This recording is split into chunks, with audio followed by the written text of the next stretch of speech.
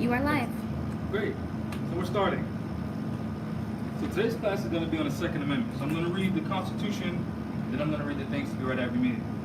Then I'm going to read a bunch of other stuff. So the Bill of Rights, Second Amendment says this. This is from the Federal Constitution. A well-regulated militia being necessary to the security of a free state, the right of the people to keep and bear arms shall not be infringed. That's the Federal Constitution. This is the State Constitution. This is the Constitution of the State of Rhode Island and Province Plantations. This is Article 1, Section 22, right to bear arms. The right of the people to keep and bear arms shall not be infringed. So on the state and federal level, they're telling you have the right to bear arms. So right? the federal saying it, don't the state have to follow suit? Yeah, so this is saying the same exact thing. That's statewide. Yeah, well, yeah. So the federal constitution is every state of the union. Right. And then since They every all follow state the is union. independent, they have their own constitution. But since we're not citizens of those states, you know, although the rights still apply to us, we have the right to enact our own national and state constitution. You know what I'm saying? Now, there's going to be more that say, Prophet didn't teach that. So I'm going to go into my third book. In the back, I put different pieces of literature by the Prophet. And I'm going to read a few excerpts from the Divine Warning by the Prophet for the Nations. He said,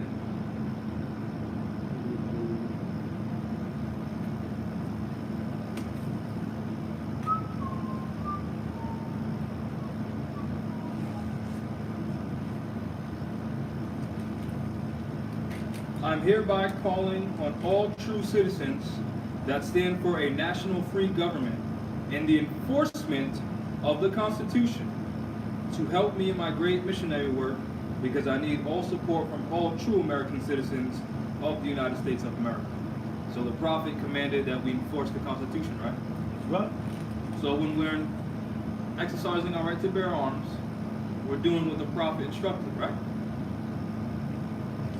Also, when we read the Quran that the Prophet prepared for us, chapter 39, verse 11,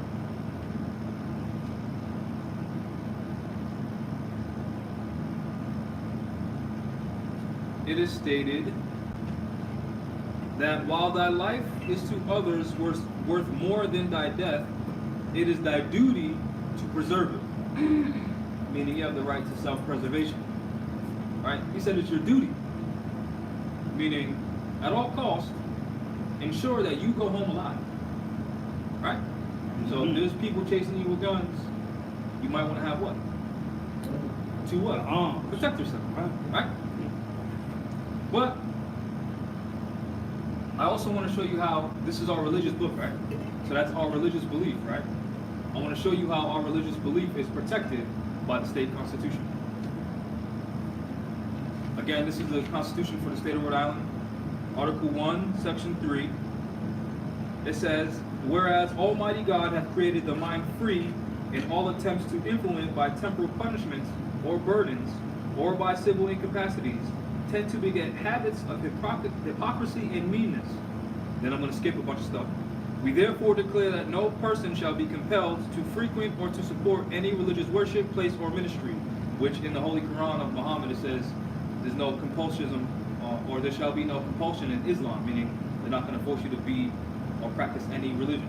Right. Meaning it's your free choice.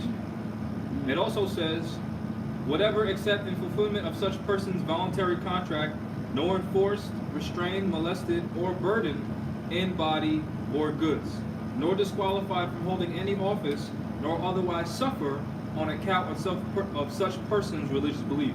Meaning, if you believe that you have the right to bear arms because your holy book says so, then you cannot be punished for not having a license to bear arms. Right. Because you're practicing your religious belief by bearing arms. Right? And since it is your religious belief and the state constitution protects it, that means you cannot be jailed for exercising your right to bear arms without a license, because a license is permission. And I've already read to you that the state and federal constitution says that right shall not be infringed. Friend, that's right. Right? So what would you basically like do a affidavit and go down to the? Yeah, you can do an affidavit and say exactly what I just said and reference Right. the exact And that's how articles you and get it. sections of the Reference Constitution. how they have it in there. Yeah, because their they laws. can't- That's right. Yeah. Yeah. It's called stare decisis. You're staring at, Mm-hmm. something that was already decided. This was decided before I was born. That's why it's called stare decisis. And the Constitution, you're staring at it, Right. federal Sorry, Constitution, sorry. that was already decided before you were born, stare decisis. And you'll see if you're any more who's experienced with any courtrooms or whatever, they always reference stare decisis and they always reference res judicata to save time. Yeah, that's what we got it. To save time. the same time. Yeah. So instead of us arguing It's already about, been decided. instead of right? us arguing about what the prophet did or did not say, we'll go to the Quran to save time. So we're not arguing. So instead of saying, well, the prophet didn't teach that, well, the prophet did teach it, well, the prophet did it, I'm showing you in the Quran that he prepared, it said it's your duty to protect yourself. So there's no need for you to tell me that he didn't say that. Or the Right. prophet didn't teach that. Well, in the book, you get what I'm saying? So instead of wasting time with dirty Moors, you just say, chapter 39, verse Right. 11, of your Quran, that he Supposed to gave be you, followed. and the prophet told you to be competent in. He said to study your Quran. Right? Also, just for anyone saying that we're radical Muslims and whatever, this is from the Holy Bible, just so the camera can see. In case anyone has anything to say about Islam, which means peace, literally. Good. This is from Ecclesiastes, I'm not sure if I'm saying that right, which just means ecclesiastical law, which means divine law. Right? So again, this is religious. Right? Chapter 3, verse 7, or 1 to 8. It's on page 763 of this version. Right? This is what it says. Chapter 3. The vanity of human labor and the increase of vanity. Chapter 3. To everything there is a season and a time to every purpose under heaven. A time to be born and a time to die. A time to plant and a time to pluck up that which is planted. A time to kill. He didn't say murder. Right. He said kill. And a time to heal.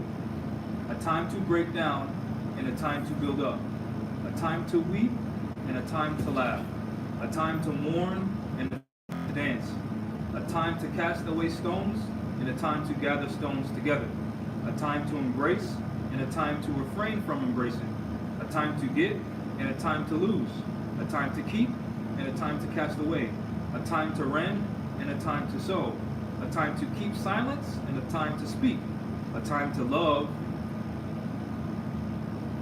and a time to hate, a time of war and a time of peace. All right, so that's what it says in the Bible. These aren't my words. Right. This was written before I was born, right? Additionally, because religion is first, right? Right? It states in the Quran of Mecca, which the Prophet encouraged us to read. I have my notes, I'm gonna look at my notes. This is chapter 2, verse 190.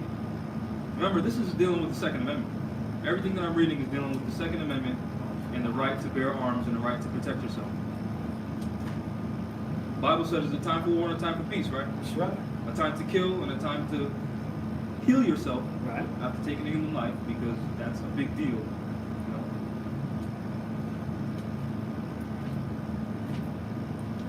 This is from the Quran, chapter 2, verse 90. Fight in the cause of Allah those who fight you. Which means what? Don't go out starting trouble. Right. Right? Those who fight you. But do not transgress limits, for Allah loveth not transgressors. What does that mean? That means if someone slaps you, don't pull out your gun and kill them. You're going overboard. Right. Right? Smack for a smack. That's extreme. Right? So no one can say we're extremists because we're reading from our holy book. It tells us not to do certain things. Right? And slay them wherever ye catch them, meaning those who fight you. And turn them out from where they have turned you out. For tumult and oppression are worse than slaughter. Meaning, our land being colonized, them shoving our people into prisons in droves, them killing us on the street, them kicking us out of our homes for no reason, under the claim of foreclosure, which is really estate embezzlement, is worse than death. Our people marching in the street, crying out, "We want rights," that's worse than death. Meaning, according to your holy book, it is better to die than to be oppressed. Which, when Kanye West said slavery is a choice, you could have fought and died, but you didn't. Right. You submitted and you agreed. And Killmonger from the Black Panther said, "I'd rather die, like my ancestors did, than be a slave." Right? But fight them not at the sacred mosque, unless they fight you there first. But if they fight you, slay them. Such is the reward of those who suppress faith, meaning freedom. But if they cease, Allah is all forgiving, most merciful. And fight them on until there is no more tumult or oppression, and there prevail justice in the faith of Allah. Any questions on that? It's pretty clear, right? Yes, clear. Now chapter 2, verse 243. This is dealing with the unlawful foreclosures. That's really estate embezzlement that they're enforcing on our people because they claim failure of payment when it's already decided by the Supreme Court of the United States that Federal Reserve notes cannot be used as payment. Nor did they give you anything of value to create a debt in the first place, put a lien on your house, which is called a mortgage. So they'll call you the borrower when they didn't give you anything. Right. So now it's fraud. This is what it says about that in your Quran. This is why the Prophet told you to read it. Didst thou not turn by vision to those who abandon their homes? Oh, we're foreclosing, you have to get out by this date.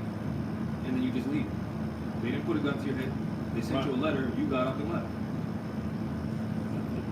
Though they were thousands in number for fear of death. Well, the Europeans got all the guns and they got all the tanks. What else are we supposed to do? So you leave, right? This is what your book says. Allah said to them, "Die." Then He restored them to life. Meaning conquer your fear of death. Not put a gun to your head and take your life. Conquer your fear of death. Oh, but the Europeans got all the guns. Conquer your fear of death. Right? For Allah is full of bounty to mankind, but most of them are ungrateful. And we were talking about earlier, they practice lip service. That's it. Right?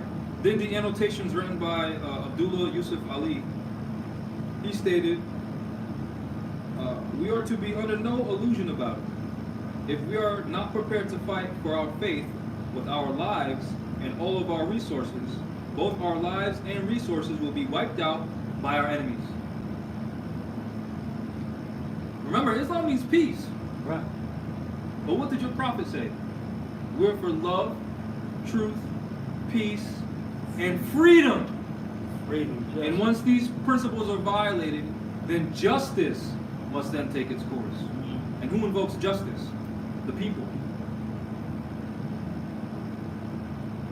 Meaning, go to court and litigate your situation like a man.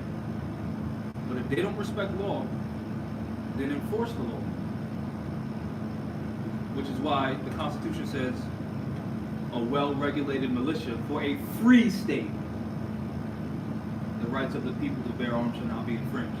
which is why when you go to the courthouse, they make sure you don't have any guns on you. Right. Because they know we're violating the Constitution, so to make sure these people don't enforce the law, we're going to make sure they're unarmed while we're violating them. Any questions on that? Not at all. Great. That's crazy. Not at all. That's crazy. Clear. Also, chapter 4, verse 34. Remember, this is all right to bear arms. This is all self-preservation. This is all our religious belief, right? As secured by the Constitution, right? And as instructed to us by our holy prophet, which he said, if your life is of value to others, it is your duty to protect. So just to keep you on the same, this is the mindset that we should have when we're reading these things, right? Chapter 4, verse 34.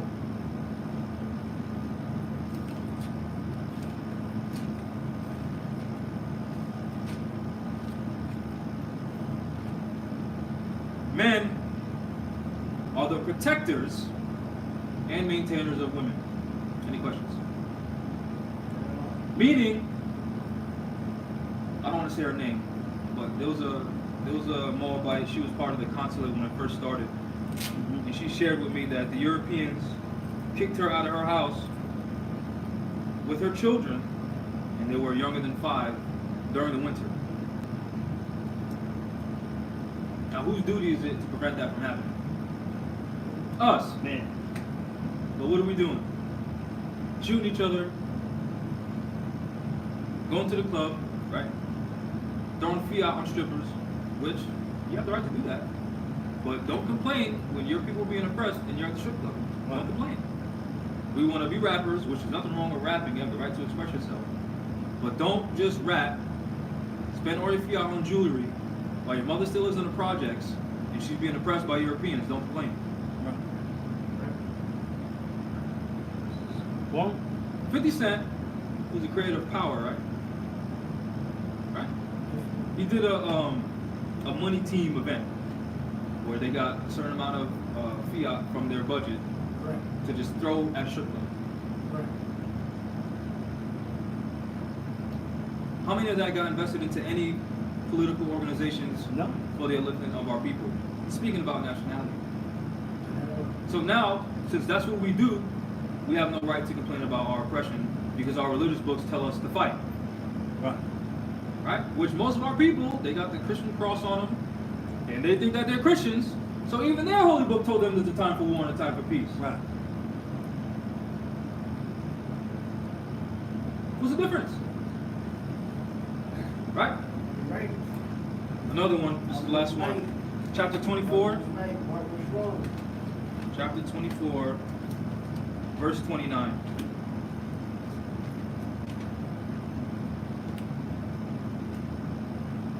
This is dealing with, again, when they're forcing you out of your homes, which a lot of our people are homeless because they raise the cost of living.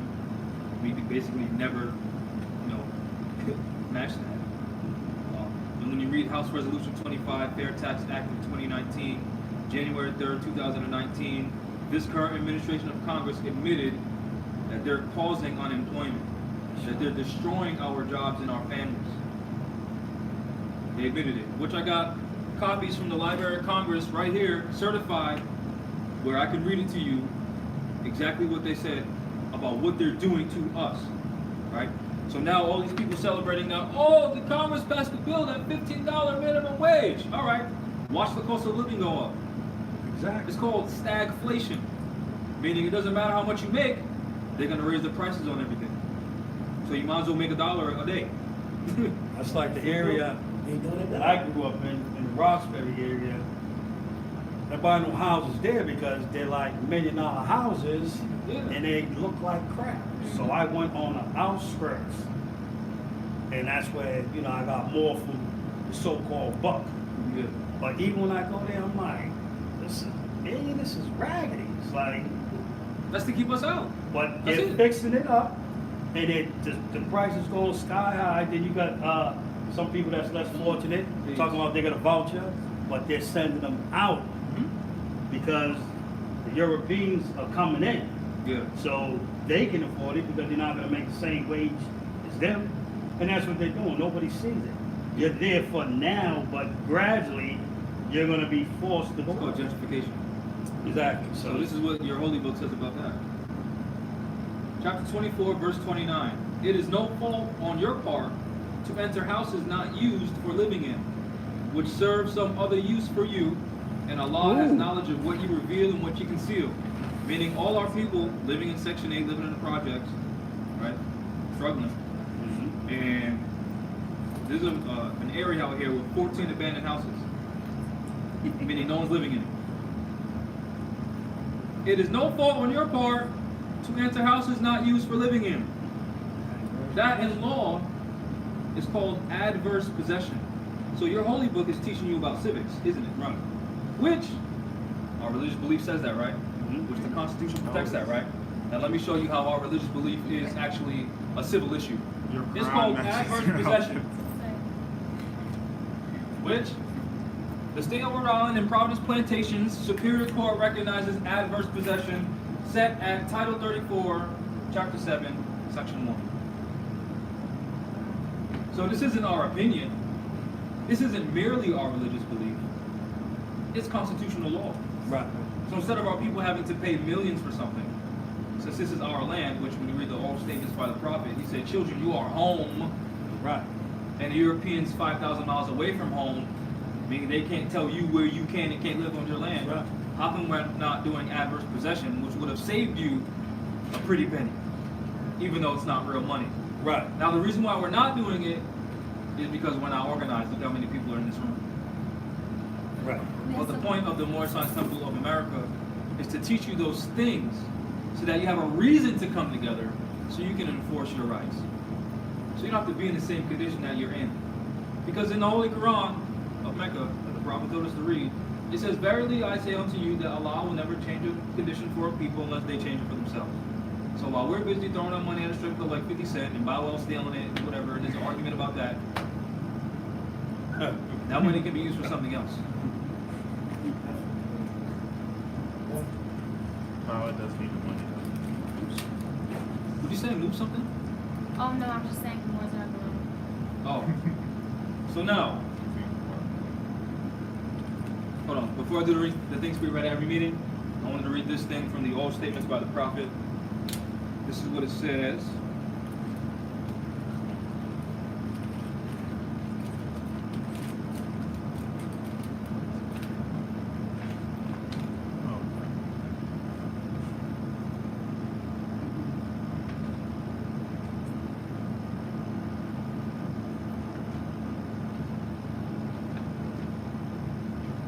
So again, if any more is saying the prophet didn't teach that, chapter 39, verse 11.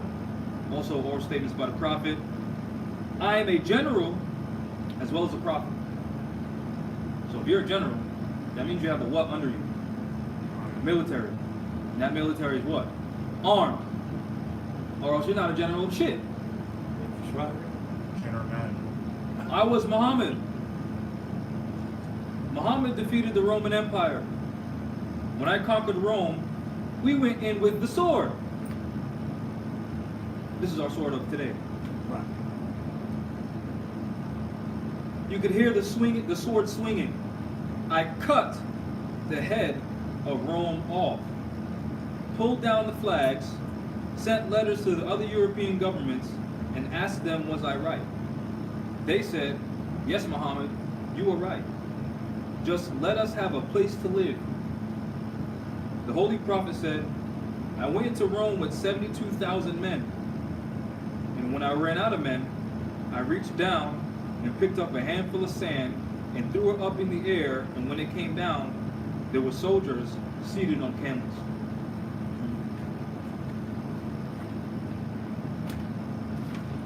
Now, the things to be read at every meeting. Caveat emptor. Moors are men, upright, independent, and fearless, who care for their loved ones and follow the prophet to a destiny which is not certain nor unknown. They are fortified by the impregnable doctrine built upon love, truth, peace, freedom, and justice. It is therefore folly at its greatest height for smelly culprits with insidious plans to invade such a realm. They try, but their own bad planning brings down wrath upon their heads, like the sword old Damocles had. Intrigue and scurrilous cunning find a difficult path to travel within the ranks of the Moors.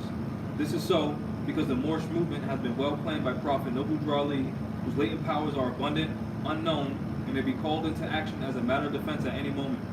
Prophet Noble Drew Ali knows the people within his ranks who are interested. They're the vanguard of the Moorish movement as the Moorish hordes increase here in America. All of the Moors are active, not passive. A member's interest can only be in one direction, and having traveled over the roads years before, the Prophet knows where every member is along the road. A few feet below is another road where schemers work, where traders grin, and culprits bask in the sun. They think they are on the same road with the true Moors, but the Moors are high above on a pinnacle where they might view the destructionists as they fall for the last time, and their bones bleach in the sultry midday sun. Hungry scavengers flying high catch scent, devour and leave crying out, Caveat emptor, cast out the dead carcass. The Moors high above see these plotters, purveyors, the worst that exist, hurl themselves downward by their own works as the hawks await, to be proclaimed at every meeting. Islam. I'm glad to know that I have a few faithful Moors among you all, and I desire for them to know the truth and the divine truth. There is the host of jealousy about me and the movement now, by the same people of our side of the nation that claim that I was only a joke and unreal. But now since they have found out from the government officials and the nations of the earth that this is the only sole foundation that all Asiatics must depend upon for their earthly salvation as American citizens, they're working every scheme that they can to disqualify me so that they may take charge of the situation. I've notified all these things to you long ago in the past. It is through the faithful Moors that attribute to the movement in uplifting funds. The ones that paid their divine respect to me and the movement will be remembered.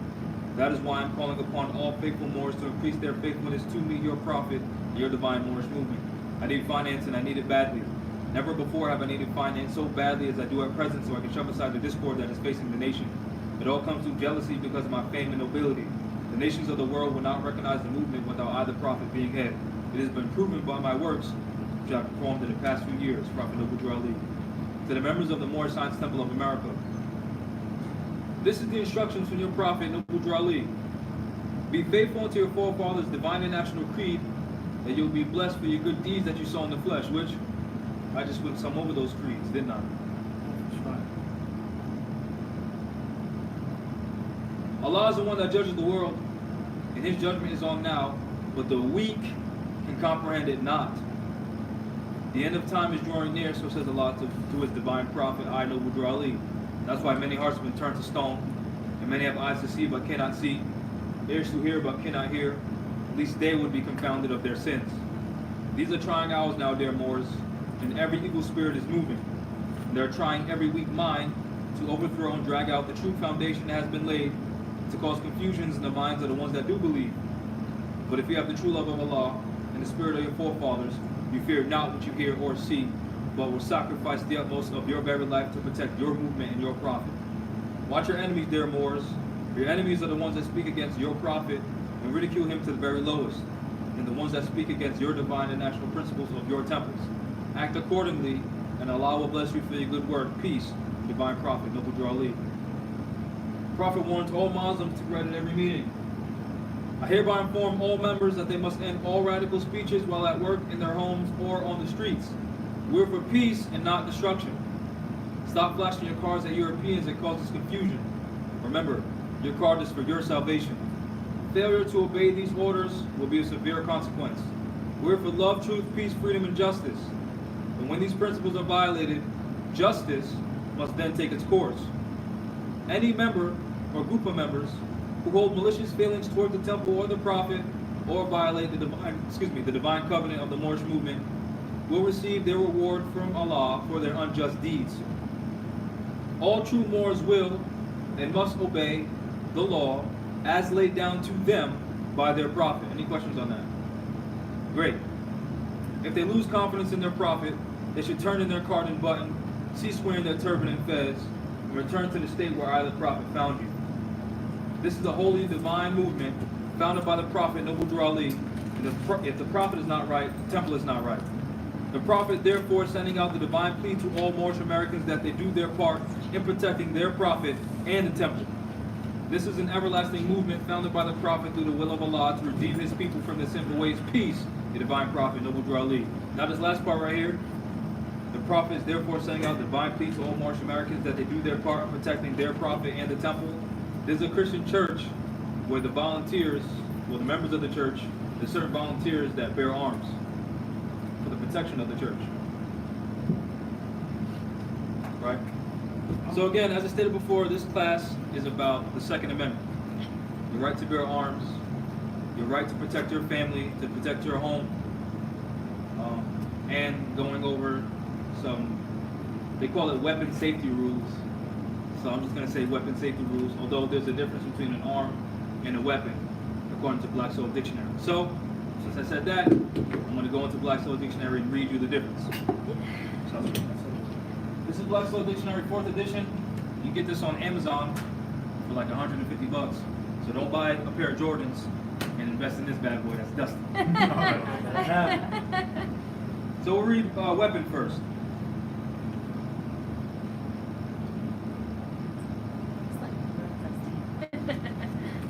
That gets used all the time. Don't let the dust fool you. Weapon. These niggas, you can tell me they walk. It's clean. That book is as old as Jamal's. Not that old. Shut up. Brand new, but Weapon. An instrument of offensive or defensive combat, or anything used or designed to be used in destroying, defeating, or injuring an enemy. That's weapon. That's why they always charge our people with weapons charges, because it's aggressive. Right? This is the definition of an arm, which is supported by the Constitution. Right?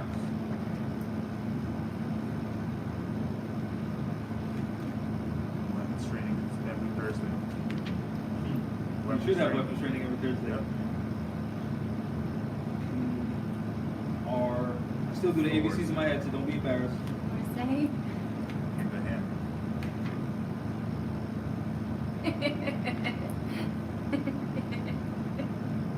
Oh, look.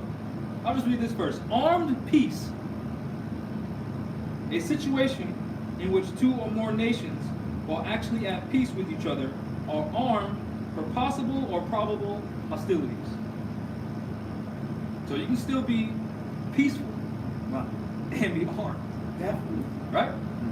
I just thought that was funny how coincidentally all things are governed by law. It was meant to be. That pops up. Definitely. Right? Arms. Anything that a man wears for his defense, or takes in his hands, or uses in his anger to cast at or strike at another. You don't hear the word combat in that. No. You don't hear the word destructive in that. Right? It's to protect yourself. Right? But I know it as weapon safety rules, so that's what I'm going to call it. Number one, and we'll go over this again. Treat every weapon as if it were loaded. He said on Thursday, bring the hammer. Treat every weapon as if it were loaded, right? Every single one. So even if you know it's fake, same thing.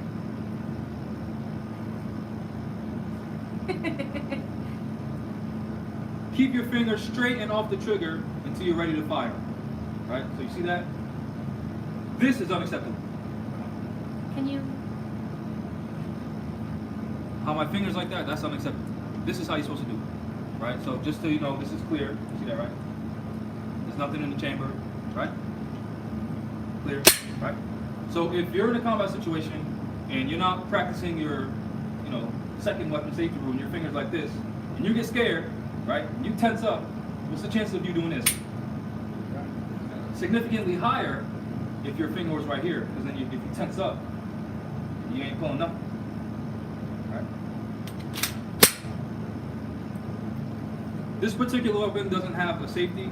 It has this semi-safety, which is on the trigger. So if you see, if I pull it down, it's not activating it because this little piece of plastic is preventing the trigger from going all the way back. But another safety rule is keep your weapon on safe until you intend to fire. Another rule is know your target and what lies beyond it. Because if you're shooting at me, this is drywall. So if you shoot me, the bullet is probably going to go through me, go through this wall, maybe hit someone, and probably go through the next wall. So if you hit someone that's behind me, that's involuntary manslaughter. Right? So I'm teaching you these things so you know how to protect your home. Not go out and challenge police. That's not what this video is about. It's about protecting your home, protecting your family, and protecting your loved ones. Because the prophet said, Moors are men upright, independent, and fearless who care for their loved ones. Right? In the state of Rhode Island, which we're not citizens thereof, but we're under occupation, and they can enforce laws on us. So I'm referencing their stuff. They have something called castle laws. Your home is your castle. So if someone's breaking in your home, right, you don't have to warn them about anything. No warning shots. You can just, no, you don't have to do any warning shots, nothing. Just, oh, someone's breaking into my home. This is when my family lays their head. Okay, I'm gonna engage. Right? So this is the Glock 22. To take off the slide, all you gotta do is make sure it's safe, right? So you go through the process, clear it, do a visual inspection. Some people will teach you to do a physical inspection, meaning put your finger in there. I don't recommend doing that. I was in the United States Marine Corps. They always told us to stay away from doing stuff like this because it's how you lose digits, right? Because if your finger's right here and you accidentally put the slide forward, your pinky's gone, right? So to take off the slide for cleaning it or replacing the barrel, make sure it's empty, make sure it's clear. Pull the trigger back. Take your hand like this. Pull back the slide a little bit. Pull this down on both sides. Right? Always keep your weapon pointed in a safe direction, and the slide comes right off. Right? This is the bolt right here.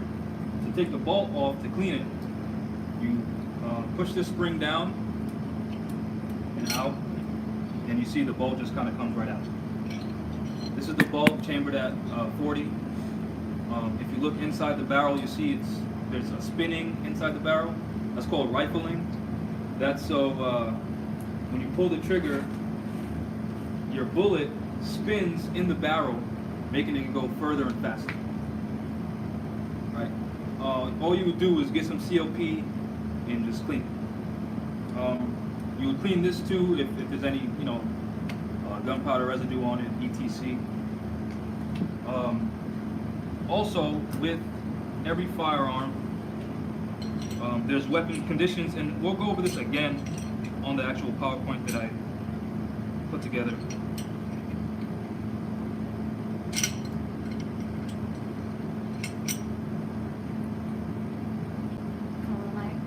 Huh? Well, I'm just putting it back together.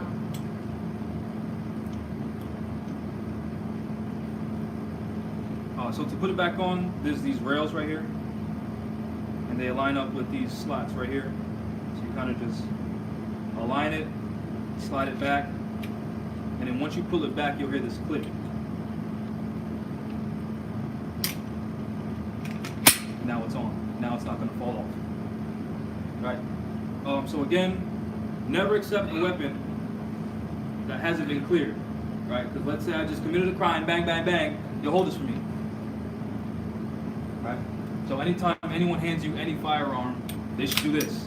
Clear, verbally, hand it to you, you clear it verbally, and you send the ball home. Right? Also with this, there's two types of carries. One's called over-the-shoulder carry. So if you're walking like this, everyone knows you're not about to kill anyone because the bolt's back. You can't kill anyone like this. Right? Over-the-shoulder carry. The other one is called holster carry, which you just keep it in your holster. That's basically it.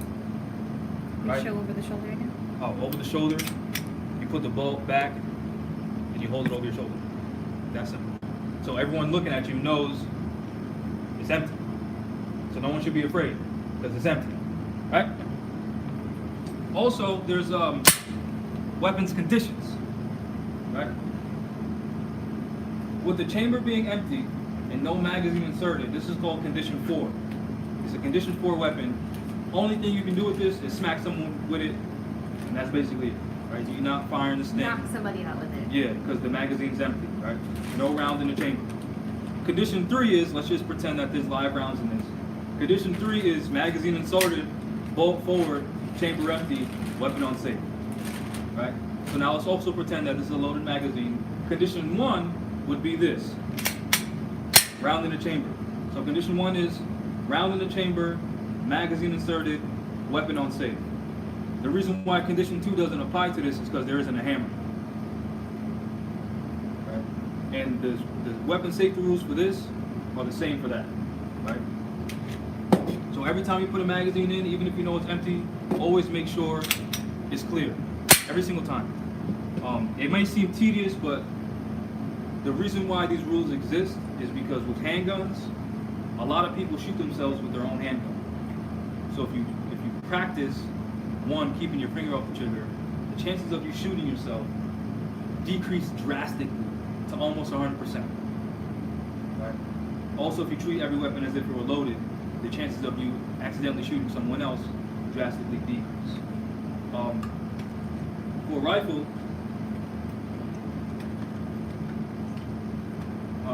it's the same thing. Keep your finger straight off the trigger, right? Keep your weapon on safe until you intend to fire, right? Never point your weapon at anything you do not intend to shoot, kill, or destroy. Know your target and what lies beyond it, right? And we'll go over the nomenclature of all these parts, but just generally, to, let's say, load this weapon. It's a chamber at 5.56. To load this, you can get your magazine. All my magazines are loaded because I keep them in my house, but I'm gonna empty them for training purposes. This is a 5.56 round. This is a live round, meaning this is real. Like it has gunpowder in it. This can take a life. Well, this can't take a life. If you load this into a gun and you pull the trigger, then you took a life, right? To be clear. And part of the reason why I'm going over this is so our people don't be afraid of these things. Because what the Inquisitionists do is they put, oh, another mass shooting and the assault rifle is scary and we gotta ban it. So part of this, huh?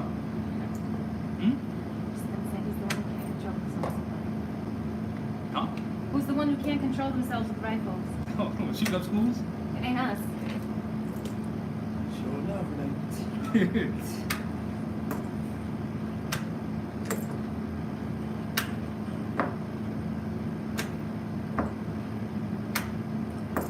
How many are in Whole there? magazine. Did you put all 300 rounds in there? I have 500 rounds for your information, Oh. which is completely lawful. Because my prophet said, if my life is of value to others, it's my duty to protect it.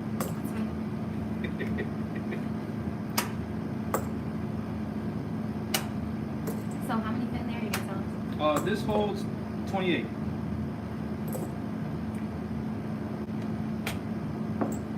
And we'll go over how to put rounds in the magazine too. All I'm doing, well, this is, all I'm doing to take it out is just pushing it forward, and the rounds just slide right out. It's not that hard.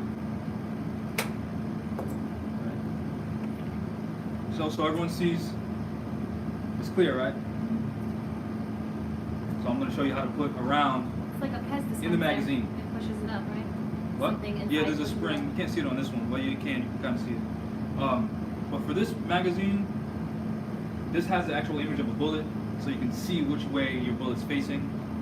And I'm telling you, I was in the United States Marine Corps, and people put in their rounds like this Oh. on the shooting range, and they wonder why their weapons not firing. But for this, all you do is push it down and slide it back. That's it. It's that simple. Same thing for the magazine, not the clip. This is a magazine, not a clip. Magazine, not a clip. A clip is a piece of metal that goes. Let's say this is the clip. These are the rounds. They go in like that, and they'll have clips of 10. That's what a clip is. So if you say, "Hand me a clip," I'm going to hand you a stripper clip, and you're not going to be able to load your weapon. So the proper nomenclature is very important. This is why the cultures in the language. This is why we teach more about connotative linguistics, not denotative linguistics, not connotative linguistics. So when you say, "Pass me the magazine," I know what I'm handing you in a combat situation.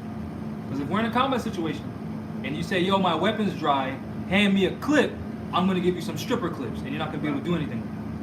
Right? So same thing. If you're at your home, right, and you and your wife are trained on how to execute certain things, and there's a bad guy coming into your house, and you empty your magazine, and you say, babe, hand me that stripper clip, or hand me the clip, I'm dry, and she gives you a clip, what are you gonna do with that? Nothing, right? So, let me just go over this again real fast. For the pistol rounds, this is a 40, this is a pistol magazine, not clip magazine. You put it in the same way, you just push it down and slide it in.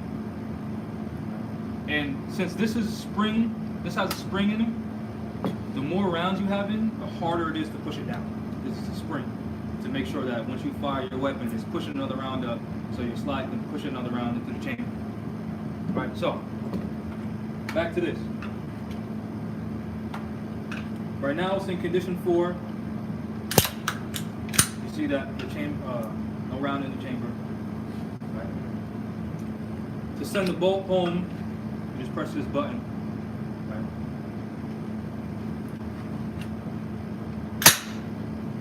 And now the bolt's on. So condition 4 for this weapon is no magazine inserted, bolt forward, chamber empty, weapon on safe, ejection port cover closed, which is this thing. This is the ejection port cover. It's closed. Weapon's on safe. Right. Condition 3 is magazine inserted, bolt forward, chamber empty, weapon on safe. Right. Condition 1 is, let's just imagine this has a round in it. I'm not going to do it for safety purposes. Condition 1 would be magazine inserted, bolt forward, round in the chamber, weapon on safe.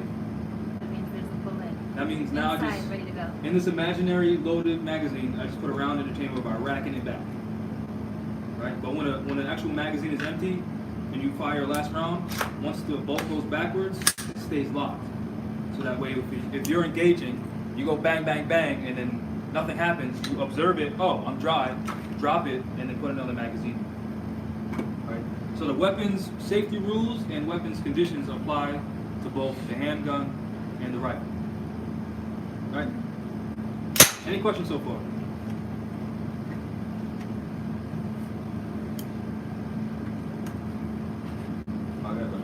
Yeah, you actually go to the shooting range?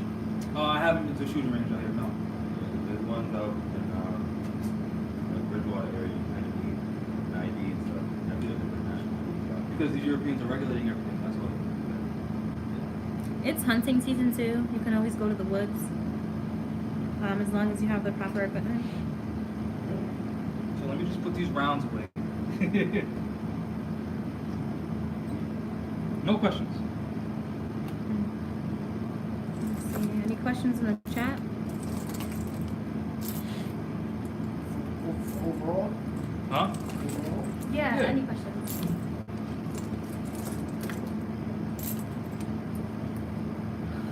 He's on point. He's on I got a question. Yes. All right. And peace to you, Morris. Peace. Hey, I received a letter from my IRS recently. It's funny, it just came like yesterday. But I had already actually communicated to them a couple years ago, like a year ago or so, and we had did the acceptance value. I have to think about bringing on my ears is the JetBlue.com, smoking at the same time. Things like that, so when it comes down to them trying to bring it to a letter, because at first it was like, I owe them like 12, 13,000, some imaginary number. Yes. And then I busted move on it and offset. Mm-hmm. So now it's like, it's just down like 2,000. Yeah. You know what I'm saying? And that's from recently because when I filed for doing an exempt company under the Indian government, Mm-hmm. of course the company filed the taxes and the EIN number. Yeah. So now I'm approaching the situation because I don't want to bust the move again. You know what I'm saying? Just want to just eliminate it. Mm-hmm. Isn't that how long is the response letter to them to get rid of it? So it depends on who you're dealing with. And it depends on their tenacity and their willingness to enforce color of law on whomever they're trying to enforce it on. All right, so let me give you an actual example. This is because this is dealing with payment. Right? The nature of your question is payment. Right? This woman was facing felony charges of obtaining money on a false pretenses. Right? These are the counts, and I'll pass this around to you so you can actually see it. This is our response to them, and this is the dismissal. Right? In our response, you'll read that we said there hasn't been any money in circulation since 1913. So she can't be accused of stealing any money, because money is only gold and silver. So if they're claiming that you owe them money, tell them what we said. There hasn't been any money in circulation since 1913. So how can I pay you in anything? Right? Then I'll give you the Donnie Williams case certified from the Library of Congress, where the Supreme Court said that a note, even when payable on demand, is still only a promise to pay and not payment. So the Supreme Court said that. If they're asking you to pay in Federal Reserve notes, then you can't. You know what I'm saying? So that's what you gotta tell them, right? And you'll see the dates. Actually, I'm not sure if the dates on this. The date is not on this. But the dismissal date for this was October 2nd, 2017. We showed up to Soco Court 2 weeks before that. We gave them this affidavit, right? The attorney was running around like a chicken with his head cut off. Told us he doesn't want us to go on the stand because she had an attorney at the time. I was just helping her. He didn't want us to go before the so-called judge, so they rescheduled it 2 weeks later on this date, October 2nd. She called her attorney. He said, don't show up. The case was dismissed. So that time period, that's all predicated on your willingness to fight, because this attorney was trying to get her to submit. Like, oh, don't worry, we'll just drop it down to a misdemeanor. She's like, no, this is getting dismissed today. You know what I'm saying? So it's all predicated on your willingness to fight and your competency level, because they will challenge you. They will see what you know and see how you respond. You know what I'm saying? So I can't give an actual take this amount of time. That's only for certain processes, which is dealing with the jumpingthroughhoops.com. You know what I'm saying? Because that's what they do. They say, well, yeah, in 30 days we'll do this, because if you're jumping through those hoops, you're submitting to them and you're recognizing that they're in authority to begin with, when they're absolutely not. You know what I'm saying? So when I demonstrated, You know, see, this is sealed by the courts. okay. So when I demonstrated with these particular situations where they still challenge my competency Yeah. on the letters that I sent them or the response I sent them regardless of what entity it is. Yeah. If it seemed like they just, don't want to buzz, but I gave them all what I gave them. I just, I put I do not consent on the actual envelope. Yeah. I don't even open it. Pass it Yeah. out, you know what I'm saying? Turn it to the mail file, this was the file. Yeah. You know what I'm saying? I don't receive anything else from them. Yeah. Only people I was going back and forth with for a minute was Department of Justice. Yeah. They start one day and be letters, because I was one day in the letters, and they start one day and be letters back. Yeah. So and I'm like, oh, they really playing the game? They really playing the Yeah. game? So I'm like, I got done motherfucking with this just like this. I had got rid of this company altogether, but Yeah. I'm like, man, he's pussy. So back. They never sent me nothing back.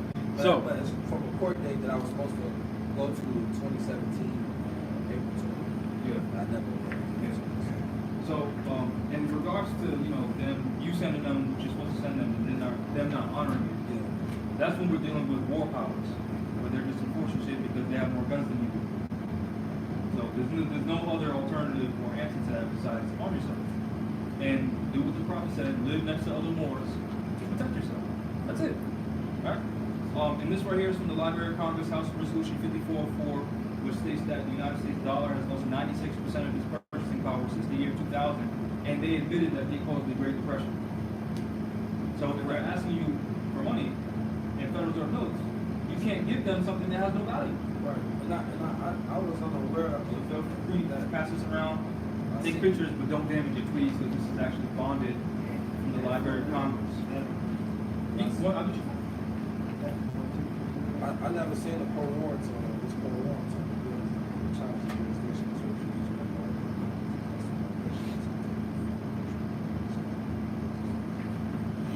Both of these books? Yeah. The two phones. You got Gates, huh? Not no more. Also, this is also dealing with, you know, protecting yourself. You know, because we can handle our affairs like men and send letters, but then if they're violating the law and they try to run up on you, defend yourself.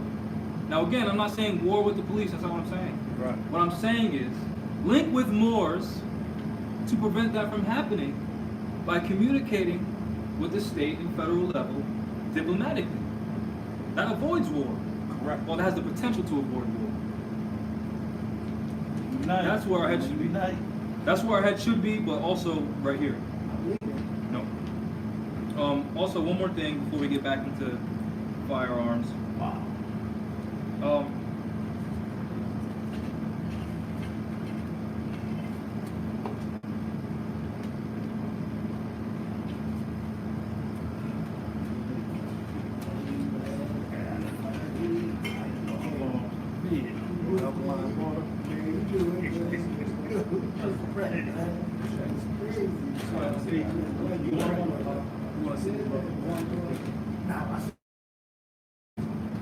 I see what you're saying.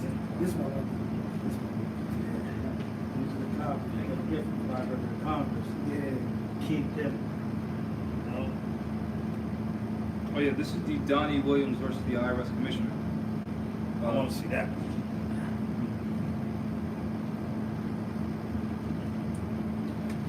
Letter E on this page says a note, even when payable on demand, is still only a promise to pay and not payment. And this one right here is House Resolution 25, Fair Tax Act of 2019. This was in the House of Representatives, January 3rd, 2019. Mr. Wardle, Mr. Banks, Mr. Bailarakis, Mr. Bishop of Utah, Mr. Brooks of Alabama, Mr. Carter of Texas, Mr. Cabot, Mr. Conway, Mr. whatever that is, Mr. Duncan, Mrs. Fox of North Carolina. So these are representatives at the floor of Congress during this current administration of Congress. This is dealing with to promote freedom, fairness, and economic opportunity by repealing the income tax and other taxes, abolishing the Internal Revenue Service, and enacting a national sales tax to be administered primarily by the states.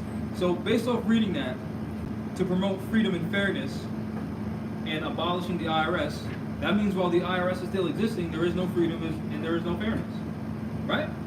Based on the words of Congress. This is what they state. Section 2, Congressional Findings, findings relating to federal income tax. Congress finds the federal income tax, 1, retards economic growth and has reduced the standard of living of the American public. January 3rd, 2019. What year is it? 19. That was this year, wasn't it? Sure. Number 2, impedes the international competitiveness of the United States industry. Number 3, reduces savings and investment in the United States by taxing income multiple times. Number 4, slows the capital formation necessary for real wages to steadily increase. Number 5, lowers productivity. Number 6, imposes unacceptable and unnecessary administrative and compliance costs on individual and business taxpayers. Number 7, is unfair and inequitable. Number 8, unnecessarily intrudes upon the privacy and civil rights of United States citizens. This is Congress saying this. Number 9, hides the true cost of government by embedding taxes in the cost of everything Americans buy. Sales tax, that's why we use AA 222141, because this is our land. We have to pay you crap. Go ahead. Alright. So, alright. So then I have this, I was using a diplomatic card. Yeah. got the exempt law, but you not wrong, it's Illinois exempt law. So, You said Illinois? yeah, it's Illinois exempt law. Yeah. Eliminating that, just using the AA 222 before, that's an exempt law, right? Yeah. You just utilize that, period. Yeah. Just one thing I'm doing, so. That's why the prophet said they're trying to drag out the true foundation that has been laid, cause confusion in the minds of the ones that do believe. Because the foundation of this movement is the minds of the people and the information that you have. That's why Dirty Moore saying, no, I have a dream it costs $250. So And I want to say, just to align with what he said, you know what I'm saying? I'm Mr. JumpTheHoops.com. But this right here is an example of JumpTheHoops.com because I ain't knowing you guys. You know what I'm saying? I didn't know. And now that I got in tune with something that was more solid, which is just what we all in search for. You know what I'm saying? So this is what he's talking about. You don't have to do this if you know that now. You know what I'm saying? This right here, this passport stuff, passport information, everything for him. I have to do that. You know what I mean? Because I don't know that. now, you have the right to privacy, don't you? Why would they even know anything about you? If you bought my book today, right? Right? Did I ask you where do you live? No. How many children you live with? What's your address? What's your phone number? What's your social? No, hell no. Right to privacy. That's why the prophet said, be careful more. Some of your own were interpreted Do federal we charges mind being back. on camera? Do you mind being on camera? Right? So continuing with what Congress said about the IRS and taxes. So the IRS is talking to you, right? They're talking about abolishing the IRS because it's unfair, inequitable, destroys jobs, etc. What else does it say? Hides the true cost of government by embedding taxes into the cost of everything Americans buy. Number 10, is not being complied with at satisfactory levels and therefore raises the tax burden on law-abiding citizens. So people like Donald J. Trump doesn't pay taxes. Why? Because he knows the law and knows that taxes are voluntary. So the stupid niggers who are Negroes, black and colored, don't know that they're Moors, think that they're citizens of the United States, are paying their taxes because they're afraid of going to jail because the IRS says if you don't pay the tax, you're going to jail.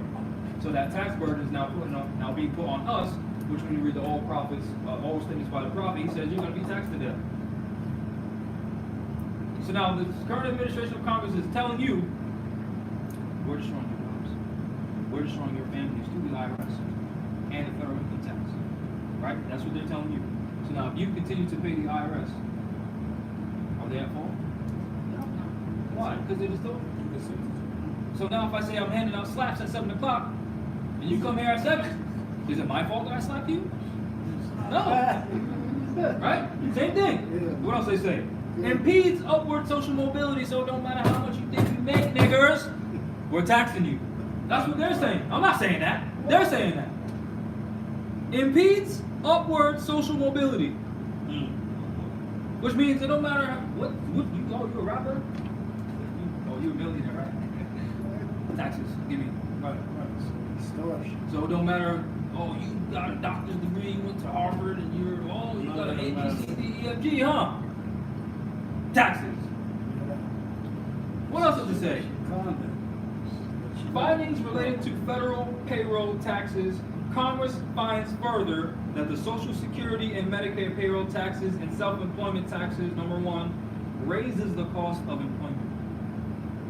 So now, of course, you're more hiring.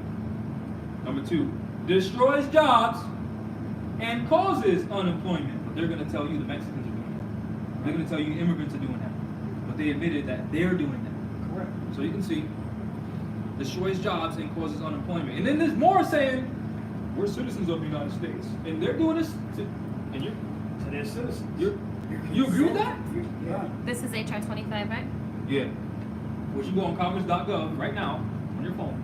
Type in House Resolution 25 and find this. This ain't no secret. So that's what you I gotta go did, to the man. attic chamber and go under the desk and go through the temples blindfolded and come out to get this information. That's what they Right? Come on, blind. Number 3, has disproportionately adverse impact on lower income Americans. Who they talking about? Us. Sealed by the Library of Congress. Right? I'm gonna put it in effect. Take pictures when I get home. Don't destroy it. If you destroy it, I'm handing out slaps at 7. Handing them out. For free. You're not paying nothing. That's 25. I'll be at 6:50. Early bird special. Early bird special. $6.50. Other 2-for-1 deals. $6.50. Alright. Let's continue with WC. Can you turn that on? Mm-hmm. And thank you. Just give me a See, second I have to. manners. Please and thank you. This one time you did a good job. Thank you. I'm learning. Yep. Don't go to sleep. You gonna be on the projector? Yeah. Literally was trying not So to this fall. is again dealing with right to bear arms, etc. This is case law dealing with it. As a general rule, right? Men have natural rights and do anything which their inclinations suggest, if it be no evil in itself and in no way impairs the rights of others. Meaning, if you're getting charged with you're trafficking guns, you're not in accordance with federal regulations, are you harming anyone by selling guns? Because you have the right to bear arms, right? Sure. And you have the right to do commerce, right? And the Constitution, Article 1, Section 10, states that no obligation shall be placed on contracts, right? So if you're contracting and you're selling arms, they can't say you need a license. Because now they're placing an obligation on a contract, because the definition of the word license is permission. Right. Now, do you need permission to go to your refrigerator and get a glass of water? No. No? Did I need permission to sell you one of my books that I made? No. Right? Number 2, on the United States Republic's Constitution, system of government, and upon the individuality and intelligence status of the citizens, the state does not claim to control one's conduct to others, leaving one the sole judge as to all that affects oneself. Any questions on that? Meaning, if I'm handing out slaps at 7 and you come through, they can't stop that. I invited you to the party. Yeah. Right? Same thing. If you want to buy and sell firearms, which you have the right to do, it says under the Constitution and under your individuality and intelligence that you can do whatever you want, and they can't control it as long as you're competent. So if you're a janitor and you know how to sweep and mop, you don't need a license. Thank you. Right? So if I know weapons training, I don't need a license to teach you weapons training. If I have the right to bear arms, I don't need a license to bear arms, because the license is permission, right? Cruden versus Neal, my favorite. Every man is independent of all laws except those prescribed by nature, which we have the right to self-preservation. And when these cops choke us out on the street, we don't do shit about it. So now we're violating the first rule of nature. So we can't keep blaming the Europeans, because they've been proven. They proved time and time and again that they're gonna hang us, right? Lynch us, put tar on our bodies, right? Rip us apart with horses, hose us down, send dogs on us, choke us out on the street for loosies, right? Kill us if we're eating Skittles and drinking iced tea, right? Shoot us in the face at a traffic stop, and we're not doing shit about it? That means we're violating our right to self-preservation, which is nature's law. That's why nature don't fucking respect us, right? He is not bound by any institutions formed by his fellow men without his consent. Any questions on that? That means you don't need a license for, oh, excuse me. I apologize about the language. I'm in military mode right now, so I apologize. He's not bound by any institutions formed by his fellow men without his consent. That means you also don't need licenses for crap, because you're governed by nature. Which all constitutions, all religious texts are based on nature. I was an acolyte in Christianity. Mm-hmm.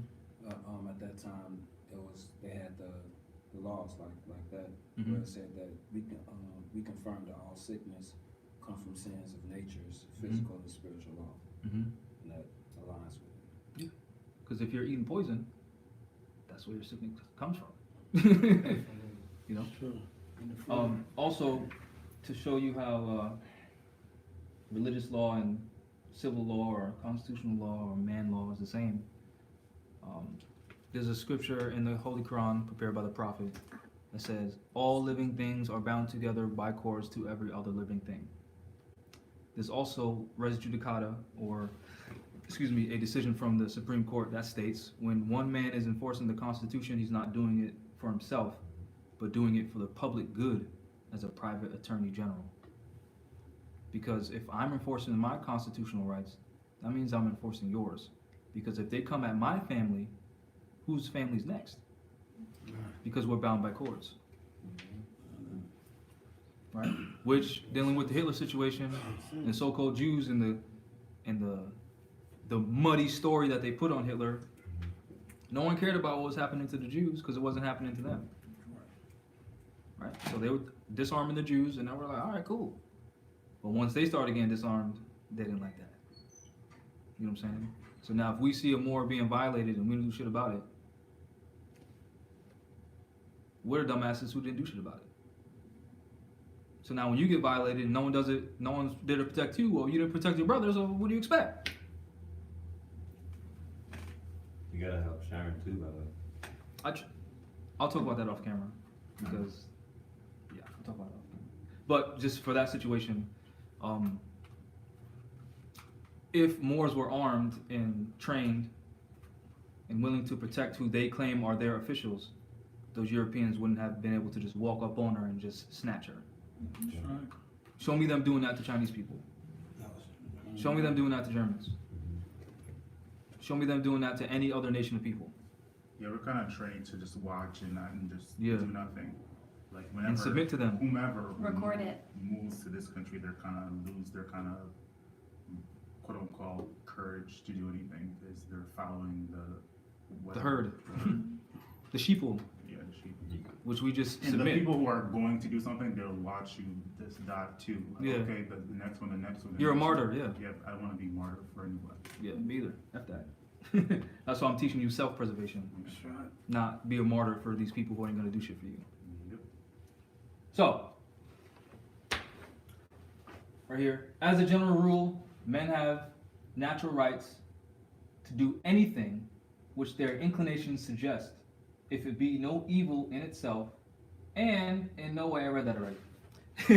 These are copied twice for some reason. Next slide. So, we do not need a license, which a license is permission to bear arms specifically. It is our constitutional right to do so. Often, our people will be charged with possession of a weapon without a license, which is unconstitutional and results in the unlawful imprisonment of our people. If we knew law, civics, and operated as a nation of people, we could put an end to this. Our people perish by the day for the lack of knowledge. So here's some information that we all should have. So below is what is known as res judicata, which means a thing already decided. There are case law we can use to prevent our people from being locked up. This is McDonald and others, at L means and others. All right. Versus City of Chicago, 2010. So this isn't ancient old stuff that you gotta blow dust off of like my Black Hole Dictionary. This is a quote from the actual case, which you can go to caselaw.findlaw.com. So I'll say it again. Case law. I'll write it down actually, so you can see.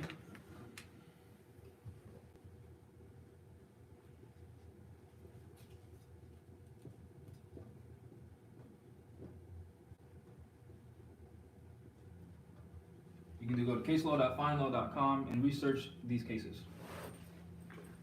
to make sure that I quoted it right and that these things say exactly what I'm saying. Always cross-reference what I say. Don't believe shit that I say. So in the District of Columbia versus Heller, this court, which is this was a federal court, held that the Second Amendment protects the right to keep and bear arms for the purpose of self-defense, and struck down a District of Columbia law that banned the possession of handguns in the home. United States Supreme Court, McDonald and others versus City of Chicago. So they can't say you can't have guns in your house. So when you do it, you just gotta basically correspond with them. Yeah. Let them know. Tell them what it is. Right, so. Got you. Articulation. Yeah, that's why the prophet says, go to those who know law with an Right. intelligent tone, and they'll be glad to render you a favorable reply. Which, last time I was in Chicago, I was dressed up like straight Moorish regalia and had my fez on, and everyone in there was nodding at me. We were the only people in there with fezzes on, but everyone knew what was up. Moors need to be fezzed up. I don't know why they're playing. It has also been stated in Shuttlesworth versus Birmingham that if the state converts a liberty into a privilege, the citizen can engage in that right with impunity. Meaning you can't be punished. Right? Punished for exercising your constitutional rights. And there can be no sanction or penalty imposed upon one because of the exercise of a constitutional right. Now, the reason why I'm going over this is because there's something called the prison industrial complex. There are certain businesses within the United States that invest in the prison because they have free labor. So what they're doing is they're arresting our people for possession of weapons without licenses, which I've helped several Moors with that case. So they're doing it. They're sending our people to jail and then they're having them work for free, well, for 14 cents, Pennies. which is basically free. Lucrative. Right? So this can help prevent the prison industrial complex. If more of our people knew this, they would not hire these Europeans to be their attorneys and just enforce their rights, which they don't like when you enforce your rights. They don't like it. So if you're gonna enforce your rights, you need You better to know be- your rights. Right, and be in the right venue. And be in the right state of mind. Right, you gotta be in the right venue because you get into one of these local courthouses, Yeah. which is their own legislator. They make up rules and stuff. That's state so you- level. Right. Statues. Right. Statutes Because and the state, they're sovereign. They have independence. Each state has their own constitution, so they're independent. The reason why they're able to cycle us through state court Mhm. is because we think that we're citizens of the United States, of the several states. Right, okay. So they have us on that venue. But when you read what the prophet wrote about them placing trust upon issues formed by their forefathers, he's telling you about your treaty Right. with the federal government. That means all cases that Moors have must be litigated in federal court. Right. Yes. Article 3 judge. Yeah. Article 3. Which is why I showed you earlier the writ of prohibitio and removal, Correct. and then that case was dismissed. Yep. Because the Moor is not held as surety for the strong man. Right. Get that bullshit right. out of here. Right, so I see how you're doing it. Right? Now that can be more effective if we had, let's say, 3,000 Moors in this city like the Right. prophet did in Chicago. Not saying we need 3,000. If we had 100 Right. Moors Okay. in this city, Okay. I'm telling you, Numbers is power. Numbers is power. things would be changed. Because I ain't playing. Right? The Second Amendment states that a well-regulated militia being necessary to the security of a free state, the right of the people to keep and bear arms shall not be infringed. This case, Chicago versus Collins, says a right which is free and open to all is not the subject of a license or tax, which is telling you what? Since your right to bear arms is a right, you do not need a license. Now, to be clear, you will never get arrested for exercising your constitutional birthrights as a Moor. But, no, your land is under colonial occupation, and these Europeans will violate your constitutional secure rights. Now, the reason why I'm saying this is because there's some idiots who state things like this. Well, that Moor got arrested because he listened to Tashriq Bey. When all Tashriq Bey is doing is teaching people their rights, and those people are enforcing their rights like the prophet commanded of them, and these Europeans violating us, not honoring the law. So be clear in your mind that yes, you have these rights, but recognize that there are Europeans on your land who don't want you to have rights. To be clear, for the record, because we're on camera. Any questions on that? So no, you do not need a license to keep and bear arms, but you may be stopped by some Europeans or even some Moors that look just like you, who work for the Europeans, who are Moriscos, think that they're U.S. citizens, think that they're black, and will enforce those Europeans' laws on you. So know that.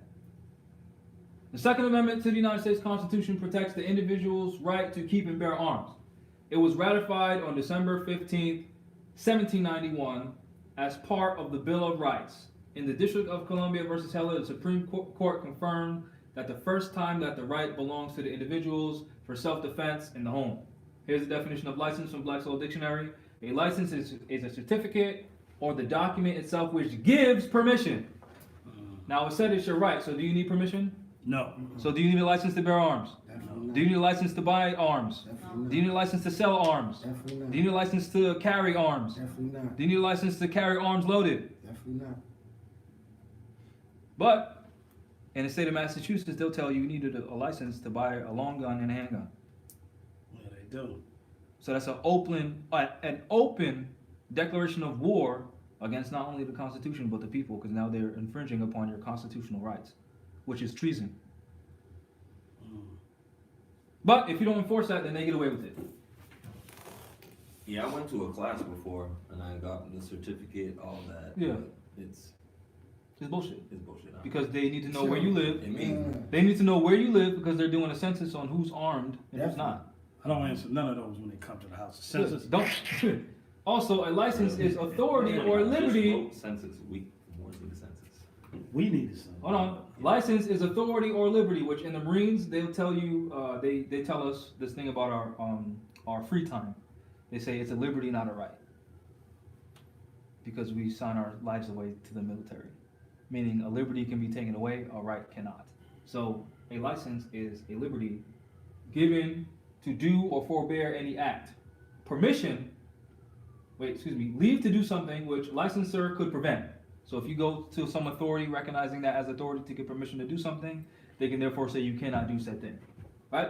Permission by some competent authority to do some act without such permission would be illegal. Permission to do a particular thing, to exercise a certain privilege, or to carry on a particular business, or to pursue a certain occupation.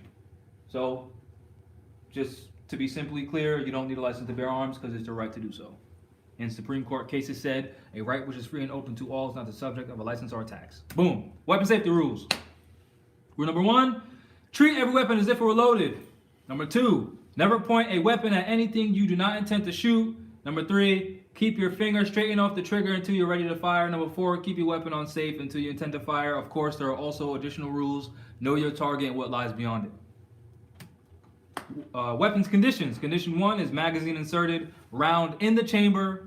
The bolt would be forward, safety on, ejection port cover closed. Condition 2 does not apply because a Glock 22 and an assault rifle does not have a hammer like a revolver does. So condition 2 does not apply. Condition 3 is magazine inserted, chamber empty, bolt forward, safety on, ejection port cover closed. Condition 4, magazine removed, chamber empty, bolt forward, safety on, ejection port cover closed. So now in the state of Rhode Island, which we're not citizens thereof, but they control shit because they're in administrative control. They have more guns than we do, and they're more organized than we are. In order to buy a handgun, you need to have a blue card. It's not a license, it's just a blue card.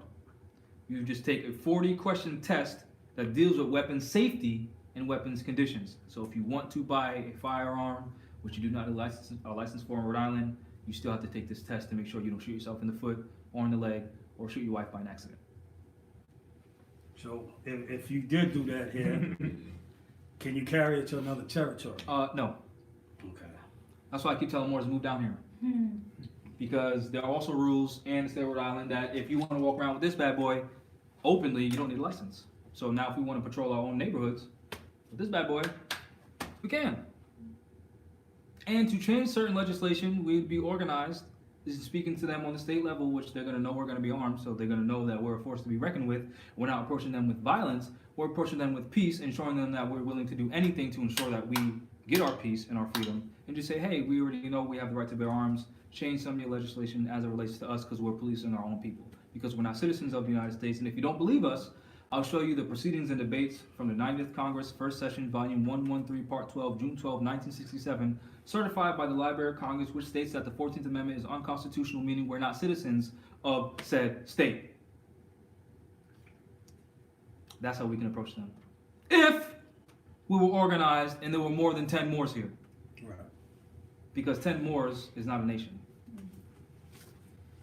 3. I mean, right now. Right. Permanent. And if you observe during the time of the prophet, he had 3,000 Moors in Chicago. 3,000 Moors. 3,000 Moors in Chicago. Right? He also had Lewis B. Anderson. Right? He convinced the Moors to vote for Lewis B. Anderson as alderman or city councilman to represent the Moors on a municipal level. Then he had Oscar DePriest, who the Moors voted for into Congress to represent the Moors on a national level. which, since he was convincing Morris to vote, that tells you that the Moorish Science Temple of America is not a 501c3.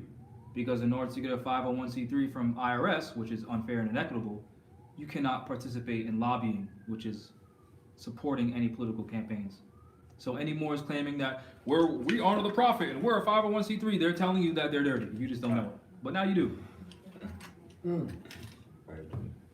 Next is, this is dealing with the proper nomenclature of this particular firearm, which is a Glock 22.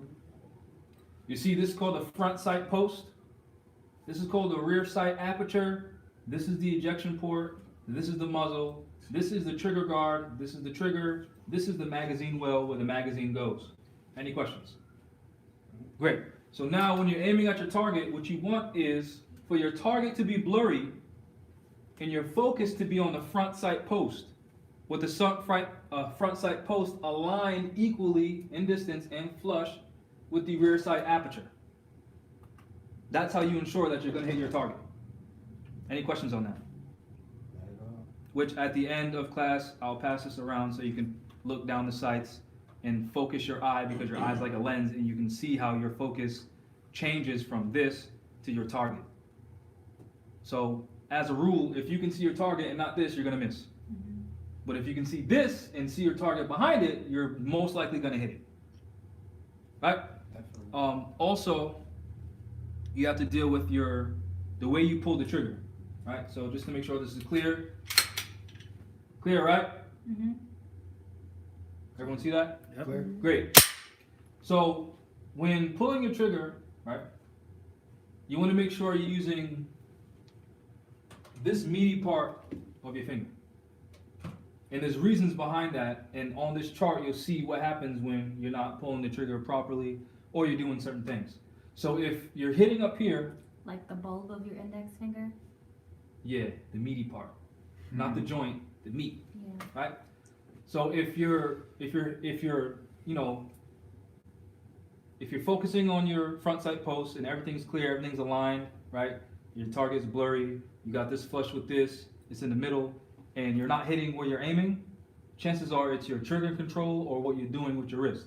So if you're pulling the trigger and everything's fine with your sight alignment and sight picture, but you're missing, then you're either breaking your wrist up if the bullets are, up here. You're either anticipating the recoil if you're shooting to the left, or too little trigger finger if you're aiming to the left, right? Tightening your fingers on the pistol grip, because if you notice the pistol, right, and I'm tightening it, I'm pulling it tight, it's automatically pulling the weapon to the left. Mm-hmm. So if you're shooting and you tight, right, you tighten your hand, you'll see that my muzzle is now pointing down to the left, which is right here. My bad, right here. See that? You see what I'm saying? You sure? I was gonna ask you if you wanted to show them what it's like when you don't keep your. Oh, your wrist fine? Yeah, you want to come up here and hold it? So this is what happens if you got a limp wrist, right? Because remember, if you have rounds in here, it has gunpowder in it, right? And the cycle of operation makes it so that once you pull that trigger, the force pushes the bullet out, and your slide is going backwards, ejecting the casing and putting another round in the chamber, right? So as you see, this is clear, no bullets in it. She's going to point it at me for the purpose of showing you what happens if you don't have proper wrist control, right? So if you're limp wristing it, right, and you're pulling your trigger, this thing is going to kick back. You see her wrist? See how it's all loose? But if you're holding it firmly, act like it's going to kick back.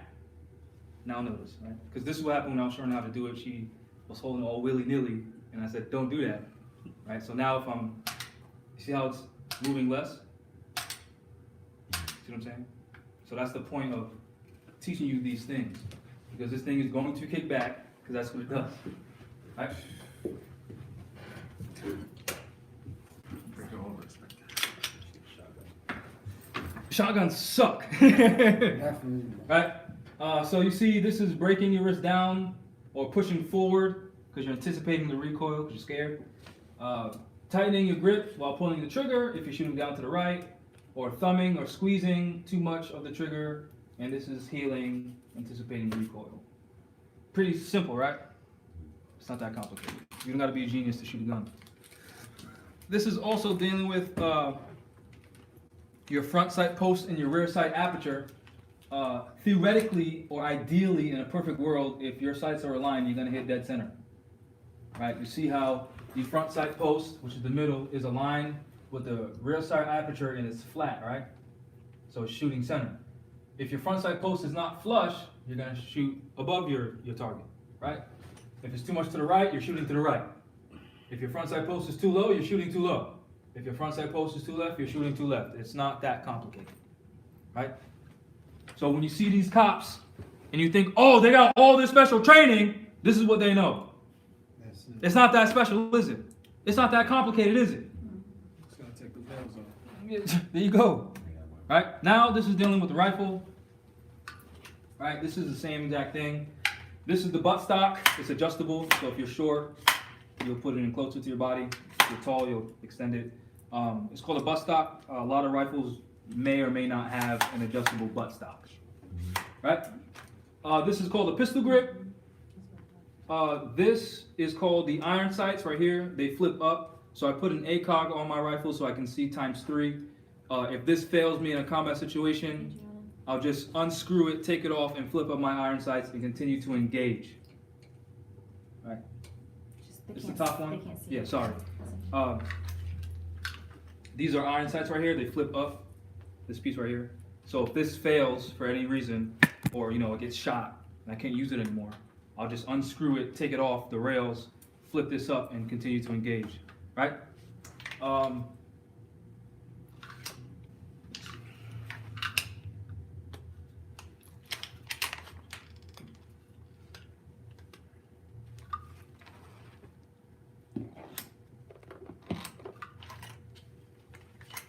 This is called the lower receiver. This is called the upper receiver. Right? This is the bolt carrier group. It's well oiled because it's CLP, meaning it's clean, and to ensure that this weapon is going to fire. As you can see, it's slippery. It's well oiled, right? This little piece right here is called the firing pin. I'm not going to take this apart because it's a bitch to put it back together. That's basically it. What else we got? Is that can you can put a handgun in the lower part? No, but there are it's called there are particular pieces that will fit a Glock that you can just slide the Glock right in. But for this, no, this is an actual rifle. But they do make that. I saw one online the other day that I want. Yeah. That's the both worlds. Yeah. This is the front sight post. Of course, if these iron sights were up, that would be your rear sight aperture. This right here pushes the bolt forward. So let's say we're on a firing line or we're in a combat situation, and I wrap my bolt home and put a round in the chamber. If I want to make sure there's a round in the chamber, I just slide this back a little bit, make sure I see brass, let it go, and push it forward to ensure that the bolt is forward so that this is going to fire properly. Right? The bullets and brass. Just let Yeah, brass. everybody know. Yeah, brass. Yeah, in the military we call it a brass check. You're just making sure you see a shiny yellow piece of metal in your in your chamber before you fire, right? When you go condition 1. You want to show them how to hold it and where you put your face? Oh yeah, we'll go over that after all of this. This is your barrel, obviously. These are your handrails, which can be taken off, and you can put a rail system on it, so you can put your laser sight, flashlight, whatever you want. You can put a broomstick, tripod, bipod, whatever you want. I personally like to hold it like this, nice and tight to my body, because the tighter it is, the more control you have, right? That's me personally. You're gonna figure out however you want to do it when you have your own gun, right? Huh? Like having a broom. Yeah. And there's some broomsticks that you press a button, it turns into a bipod too, so that's pretty cool. Same sight alignment, sight picture. This is for iron sights, meaning not scope. Your front sight post will be aligned with your rear sight aperture. You'll be focused on the centerpiece again. Sight alignment, side pictures, dealing with the alignment of your front sight post, rear sight aperture, blurry target, focus on your front sight post. This is what it looks like. This right here, not these lines. This is what it looks like when you aim through this, right? So the tip of the chevron is what we call it. The tip of your chevron is for 100 meters and less. So if your target is close to you, which you'll be able to tell because these lines are used, the average length of a man's shoulders. So if you want to know how far your target is, you align these lines up with their shoulders, and wherever it fits, that's the estimated distance that they're at. It's easy. This ain't complicated. So all the trained elite military, F out of here, right? This is a 200 meter yard line. So the front of this will be your 100 meters. That middle part is your 200 meters. The tip of this spear is 300 meters, right? 400 meters, 500 meters, 600, 700, 800 meters. If your target is 500 meters away, then that line right there is going to line with their shoulders. See that? If they're 600 meters, just like that. It's the average shoulder length of a male. That's how you can, so if we're in a combat situation, right, and we're all patrolling or whatever, and I see something, I see something, they're probably about, I'll put my my lines on that person's chest. They're probably between 500, 600 meters. That simple. You don't gotta be super elite combat veteran to know how to do that. Right? This is why you're being introduced to this stuff. Because it's not that complicated. Right? This right here, show you again, if your chevrons are shoulder length, right? That means that person's at least 200 meters away. If the person is bigger than your chevrons, they're closer than 100 meters. They're within 200 to 100 meters. That's how close they are to you. Right? And of course, shoulder length, 400 meters, 500 meters, 600 meters. So this is used for to compensate for the bullet drop. Now, most people think, according to video games, that when you shoot, that bullet is going straight and that's it. Nah, that bullet's moving. It's going up and down. It's going left and right. It's moving. And when you're on the range, at the 500-yard line, you can see it drop. It's crazy. Yeah. That's basically it. Any questions? No questions? All right. So now we're going to go into how to hold your rifle. So this is called a one-point sling. 1 point because that's it's connected to this weapon by 1 point of contact. I personally like 1 point slings. Most combat situations are gonna call for a 1 point sling. So if I had my plate carrier and sappy plates and all that stuff, I kind of look something like this. Right? And you can adjust how close this is to your body. What you want to do, one rule is keep one hand on your weapon at all times. In fact, in the military, they make us train. We eat with our weapon, we sleep with it, we give it a name, all that kind of good stuff. It's fine to have it like this. And just talk to people with your hands and stuff like that. But what you want to do when you're holding your weapon, of course, adjust the buttstock for whatever fits you. Right?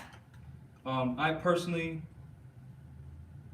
like to hold the magazine well, but always get a high, firm pistol grip. Keep your weapon, keep your finger off the trigger at all times. And basically, think feet, knees, hip. So put your feet at a distance of shoulder width apart.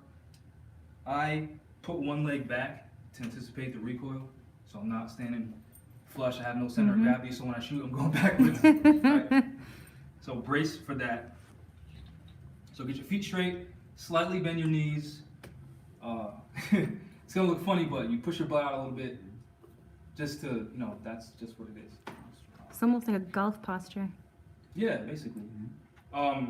You want to put your buttstock in the pocket of your shoulder to make sure that when you're pulling the trigger, it doesn't move, right? And you're absorbing all the impact. Don't do this.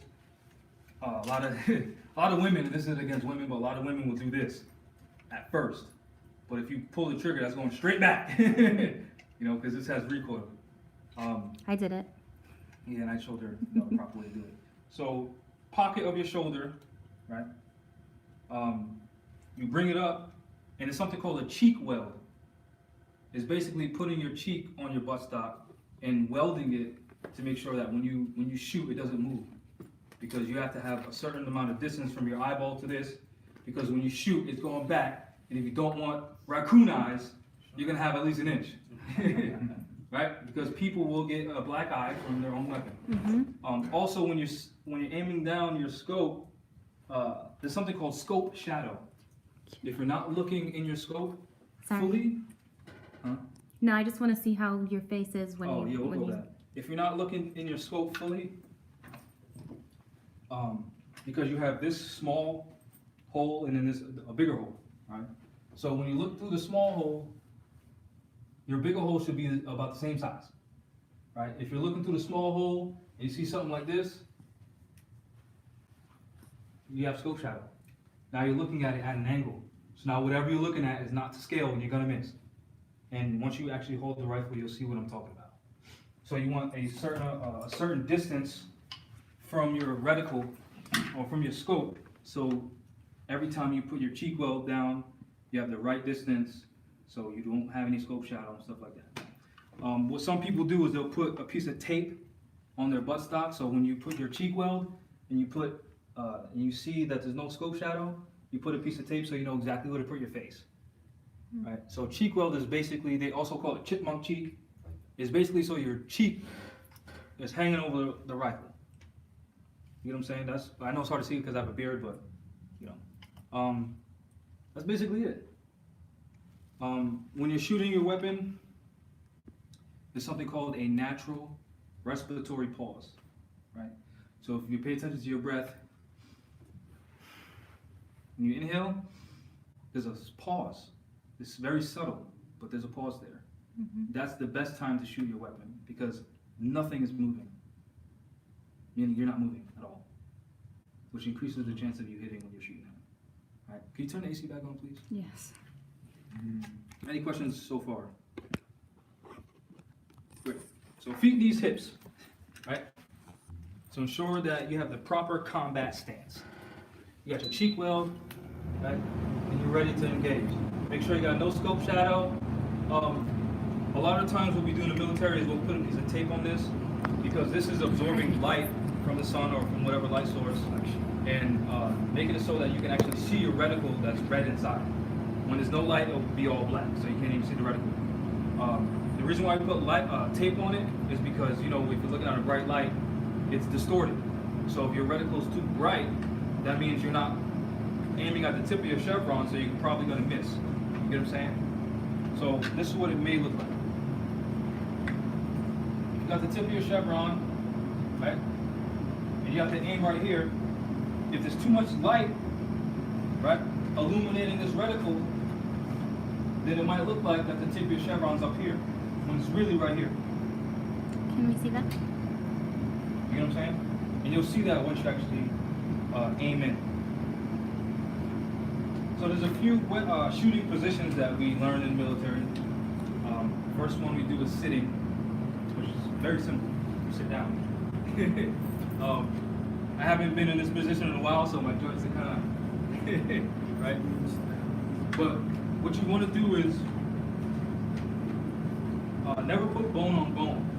Always put bone on meat, on muscle or meat, right? Because if your elbow bone's on your knee and you shoot, that's moving. But if it's in the meat of your leg, that's not going anywhere. You know what I'm saying? Right? So in the sitting position, to adjust, let's say, you know, we have things called ditties, where little songs to remind us of what to do. So they say thumb screw, Is P. Diddy saying high pocket of shoulder, reach out, grab air, high firm pistol grip, rotate down, chipmunk cheek, adjust. So now you're adjusting to whatever feels right, right? it? Is it in a song form? No, that's exactly okay. how I said it. Oh, okay. So now if, let's say you're aiming down range, I'm right? thinking they're all singing the song. You're aiming down range, and let's say your rifle is too high or too low, right? So if if my muzzle is too low, to raise it, I can do a few things, right? I can bring this foot back, which raises this leg like this. See that? So now my muzzle is a lot higher, right? But if it's too high, I move my foot, and now it's going down low. That's simple, right? That's cross leg. There's an open leg position, which I don't like, but it's just like this. Right? That's basically the two sitting positions. Then you have the kneeling positions. This is called the high kneel, and you'll see why it's called the high kneel compared to the low kneel. Right? You're just basically sitting on the heel of your foot. Right? And you can hold, your grip is whatever is comfortable to you in whatever position that you're in. Right? This is called the low kneeling. You put your foot flat and you sit on it. This is called low kneeling. In reality, somehow your tricep is supposed to rest on your shin, which I can't do that, and this hurts my foot. Then you have the prone position, which is basically only two ways to do this. Never get down with your weapon first. Always go down with your hand first, right? And then elbow, and then adjust, right? So this is called the cocked leg, because one leg is cocked, right? You want to be as straight behind your weapon as possible to absorb all that recoil, right? This is what the prone looks like, and this is the open leg, and that's basically it.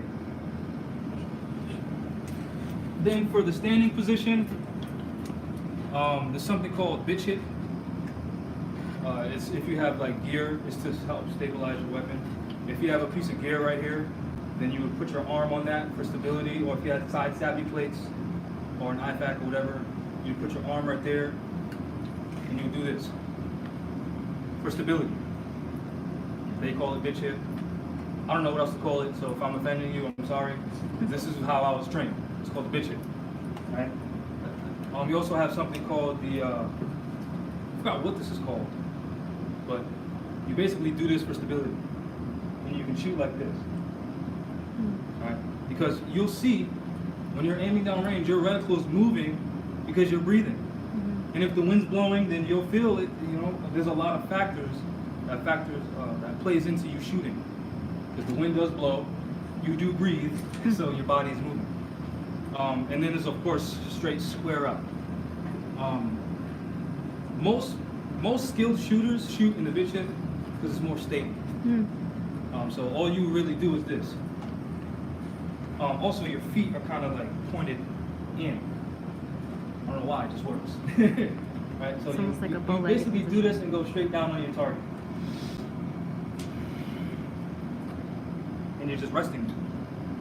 That's basically it. Any questions?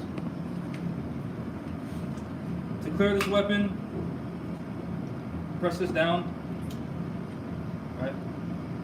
I used to be able to do it without putting it on my knee, but I'm not in boot camp no more. Push that down, pull this back, and that's it. And then let go. And that's it. To make sure it's clear. And then to send it home, of course, tap it. There's a few weapons malfunctions. One is called a double feed. It looks like basically 2 rounds trying to go into the chamber at once. If you're shooting in a combat situation or on a range, to clear your double feed or any weapons malfunction, like an audible pop, which is when you pull the trigger, you hear it, but nothing happens. That's called an audible pop. That means that round is dead. So you basically, there's something called tap, rack, bang. So if you pull this back to put a round in the chamber and nothing goes in, you tap the magazine to make sure it's well inserted, you rack it again, and then you try shooting it. Right? But if you have your double feed, which you'll see it, you can't miss it. It's 2 rounds trying to go in at the same time, one sticking out, so you can't miss it. You drop your magazine, you take a knee for safety, and you try to pull your bolt back, and and you clear the double feed. You don't put your finger in there because you're gonna lose a digit. You go in through here and you try to clear it that way. Because if your bolt goes forward, your fingers are gonna slide down. Which means you keep all your fingers. They say too, if you put your fingers near when you shoot a shot, like the air from the thing, the chamber, No, you'll actually cut your hear, air. because when you pull the trigger, there's a firing pin in the bolt. So- With the Glock too, like they say, if you put your hands near the area where the bullets placed, the air alone could like cut your finger off, or maybe. No. There's something called hot brass. Yeah. So Like a revolver, they say don't put your finger near that spinning thing, or else that Oh. little that. Well, maybe slim on the thing will- revolver, Yeah, 'cause- yeah. That's kind of Okay. open, yeah. But, Okay, but this- as far as hot brass, when you shoot, that's happening. And it's ejecting a hot round, like a hot, not the actual round, but the piece of brass that had gunpowder in it that just ignited. It's flying out and it's hot. And if you're shooting on a range with someone, and I'm standing on the right side of you, which this is facing me, there's a chance that's getting in my neck and burning like crazy, which happens. I thought that's what we were talking about. But, so yeah, if you got a double feed, pull it back, lock your bolt back, and put your fingers in this way to clear the double feed if you need to. Always make sure the magazine is out of the chamber, out of the magazine well. Then once you think you cleared your double feed, put your magazine back in, you tap it, rack it, and then you shoot. That's basically it. That'll definitely take your finger off. Your finger. Any questions? Anyone would like to hold it? Good. I've shot one of those before. It's Yeah? pretty fun. Yeah. Mhm. Just don't point it at anybody. You can put the same ammo on a sniper rifle. No. It depends on what it's chambered at. Like that's chambered at 5.56, right? And AK is chambered at 7.62. So you can't put AK rounds in there. And you can't put 5.56 in AKs. Sniper. It's nothing in A it. sniper, what kind of caliber are you talking? Because if it's a 50 cal, Pull the trigger. nah, there's no snipers with 5.56. That's too small. It's not gonna go as far. Go. I'm good, man. Anyone want to hold the Glock? Just handle mine. Pass the Glock on the rack inside. Remember, don't point it at anyone. Right. So if I walk by, what should you do? Up. Why not? It's gonna go down. Nah, a round will go off and then. Yeah. Up, right? Really No one shoot. lives up there. There's people downstairs. Yeah. All right, remember, know your target, what lies beyond. And you can shoot your foot. There you go. Anyone else? It's clear. Clear. And there's a laser button down here and a light button up top. That's what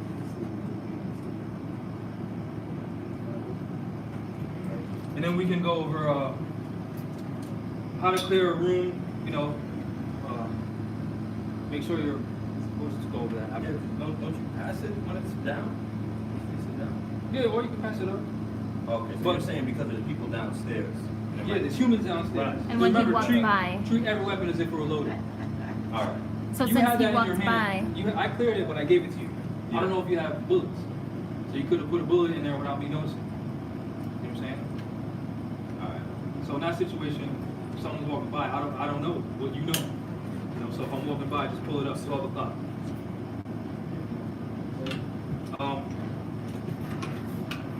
On the range, always wear ear protection, earplugs, and eye protection, like some type of glasses.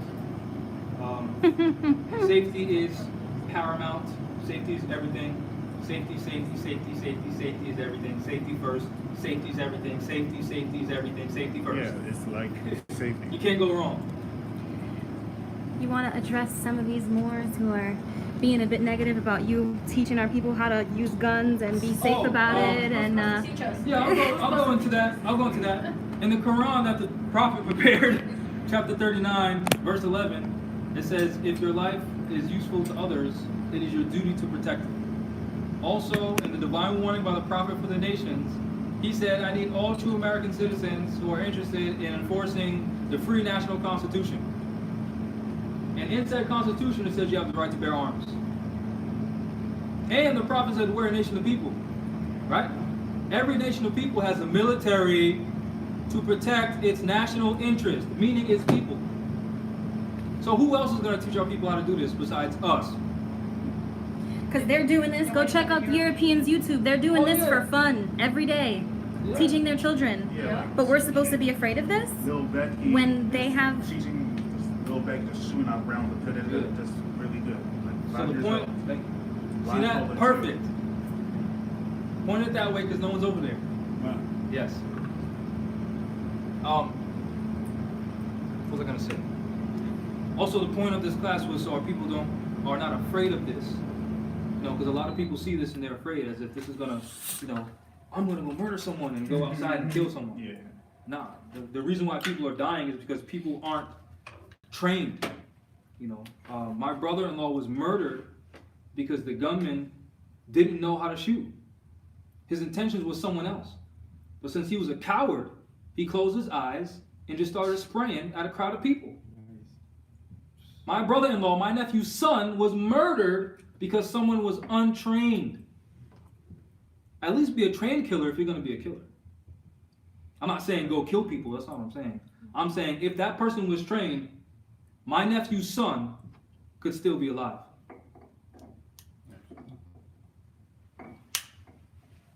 That's just a personal story, but you know. There's also Europeans shooting up churches with our people in it. There's also Europeans shooting up schools with our children in them. So how about those people question them and not me? Well, you'll see they're going to question me because they're agents. It's their job to make sure we don't get armed. We went over the Black Messiah Act, which is dealing with the FBI and CIA's mission to prevent the armed coalition of our people. Because they're so-called black militias, they just don't realize that they're Moors and they belong to a nation, Right. and there's actual a cause to fight for, which is to end genocide, not racism. We need to be more racist. Racism is the continuation of the human species. Genocide is the killing of another group, nation, or whatever, etc. You need help, Ellie? I see you struggling over there. Later. Right. So we can go over, if someone breaks into your house, how to clear rooms, because you need to clear the room to make sure that that person's not in it. So everyone, please go in that room.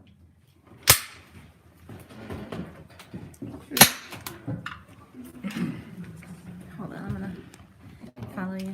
Yeah, you can plug it back in.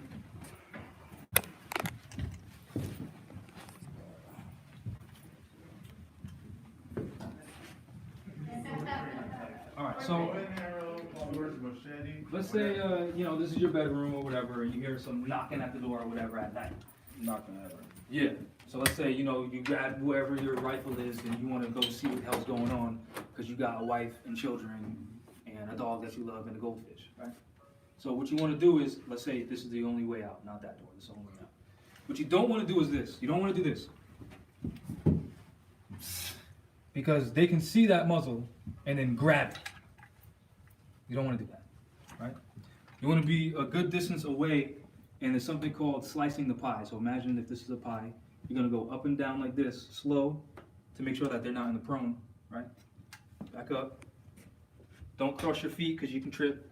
And you're just slicing it to make sure you see a piece of the room piece by piece, right? So that if you see someone, you can stop, you know, corner them and then engage. You know what I'm saying? So it's just slicing the pie. What you can do with both eyes open, because if you're looking at your reticle and you got both eyes open, you can still see where you're aiming. Right? It's gonna take practice, but you can do it. So you just slice the pie, you peek, and then you go in and see the rest of what you couldn't see. Right. Right? And then, of course, if your wife is trained and she's behind you, right?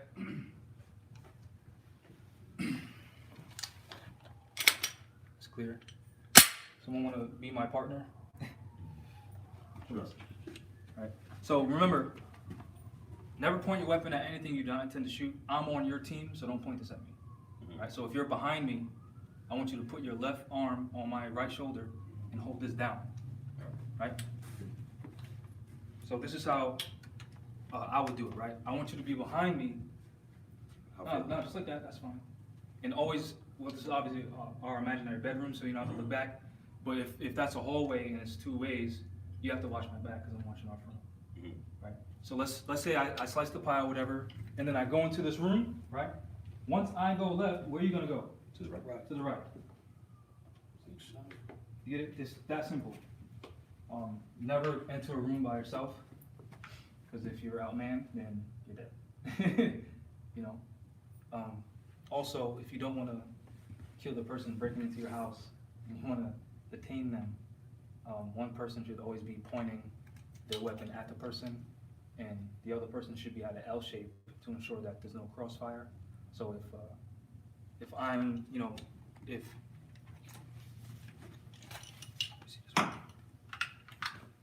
there's someone right here, right, and I'm trying to put handcuffs on them, you're not going to stand behind me and point that gun at me.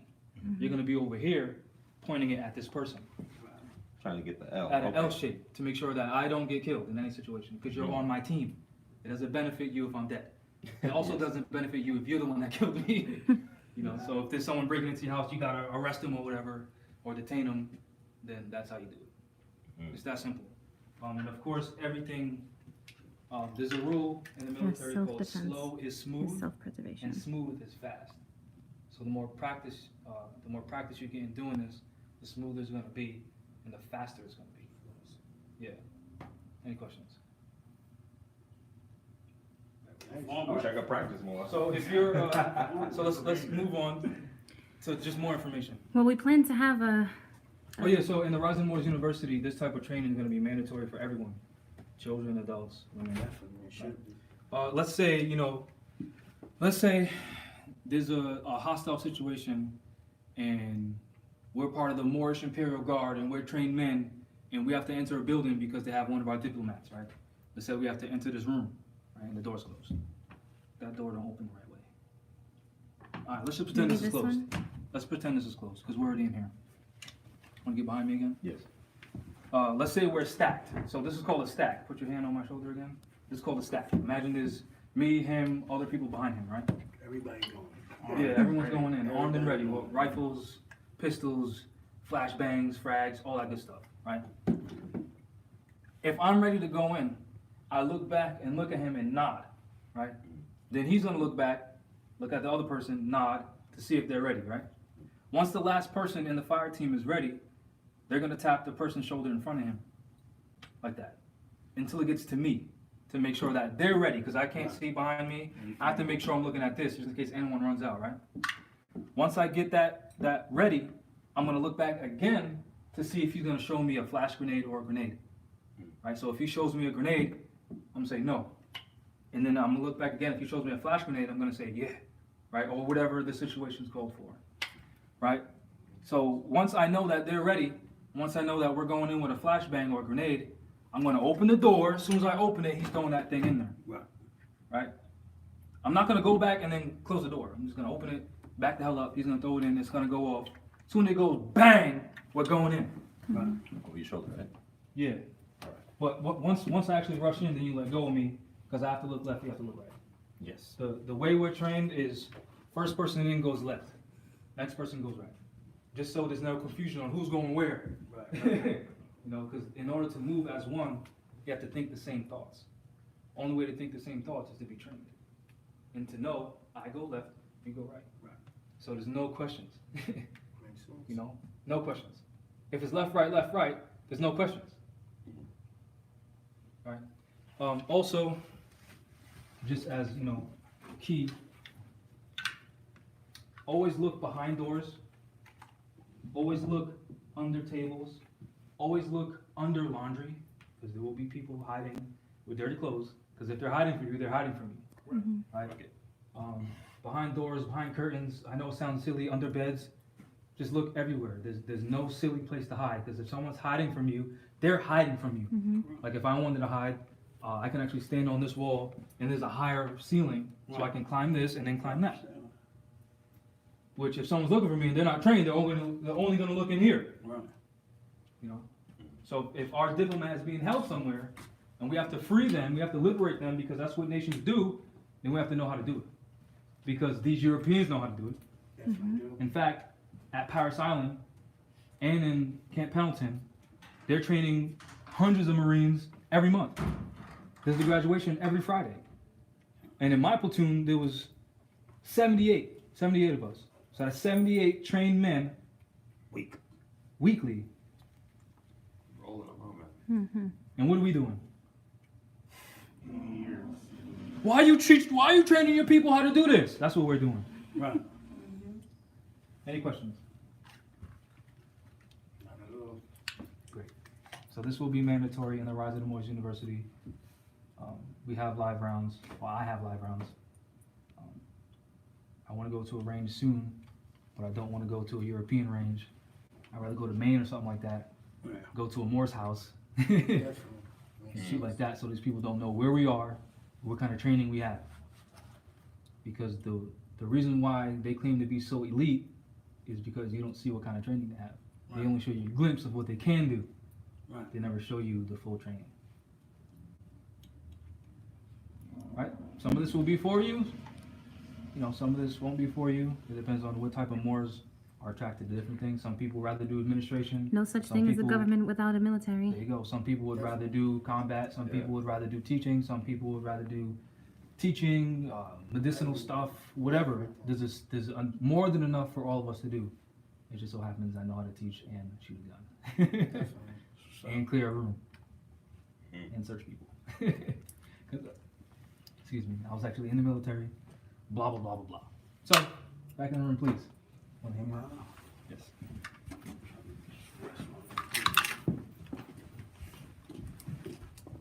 I'd like to know how to do that. How to do what? Couples, like, like training. How to do what? Yeah. Put the slide back? Yeah, all like break it down and all that stuff. Oh, yeah, I'll show you again. I'd love to do that. Yeah, take whatever you need. I'll show you again. So always make sure it's clear. Don't matter if you think it's clear. Every time I go to bed, I'll take the magazine out, put it next to it, and I'll even if I'm condition 3 all day, I'll still make sure it's clear every time, every single time, because it's actually not a joke. People do shoot themselves, you know. So make sure it's clear. Just to show you, I'll do it again. So to lock the slide back, you pull the slide backwards. It's hard to show you because I'm right-handed. But when you pull the slide back, you push this up. All right, so you pull it back, push that up, and then it locks. All right, to make sure it's clear. Then to send it back, to send the bolt home, is what we call it in the Marines, you just press it down. Which, when if this weapon is live and you're shooting bang, bang, bang, bang, bang, and you run dry, meaning you run out of bullets, your slide's gonna go back automatically. It's gonna stay open, right? Yeah, and it's gonna stay open if there's a magazine inside of it. So when you're gonna reload, some people will teach you to reload and then pull this back and let go. That's not tactical in a combat situation. It takes too much time for you to have to go back up and pull it back. So in a combat situation, every second counts. So if you put a new magazine in, just once you put the magazine in and you slap it in, you put your hand right here and you just use your thumb to send that home. And then once you send it home, there's automatically a round in the chamber if you inserted a loaded magazine. So you save seconds, which can be, you know, Crucial to which your can make or life. break you in a combat situation. So again, to take the slide off, to clean it or whatever, you make sure it's clear, which I just did several times. You pull the trigger on this particular handgun to make sure it's all the way back. You take your left hand, you wrap it around the slide and the pistol grip. You pull it back a little bit. You pull this down on both sides with these 2 fingers. Pull it down, put it in a safe direction, and you push the slide forward, and it's that easy. If you're doing it too hard, there's a chance that your trigger reset, and it's preventing the slide from going forward. And then to put it back on, there's rails, so I've seen people mess it up, but there's rails so you don't mess it up, you know, as I mess it up. And you just slide it, you just slide it back, cock it, and then it's on, it's not coming off. That's it. And then for the rifle, to separate the upper receiver from the lower receiver, you push this forward, you push this in, and this one in. Then you go to the other side and pull it out, and then it comes right off.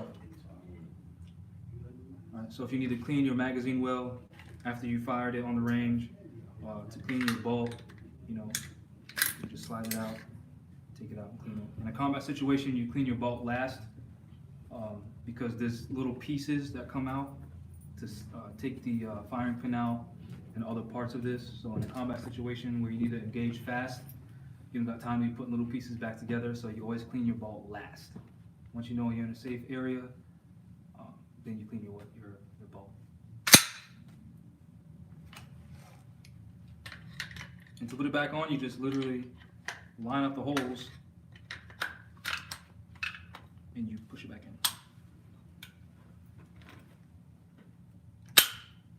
And that's it.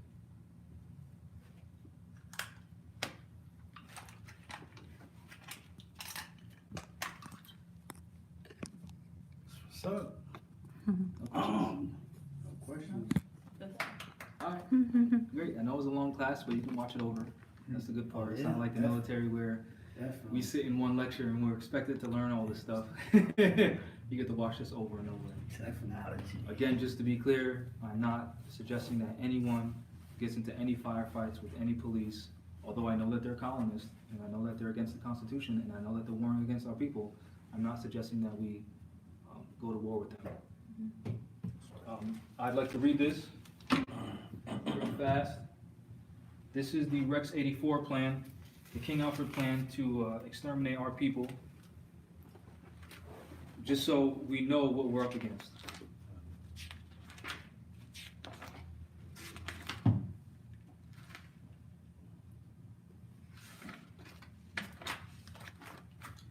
This is, I'll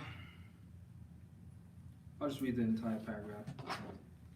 Silent Weapons, Executive Order 11490, King Alfred, Memo, National Security Council.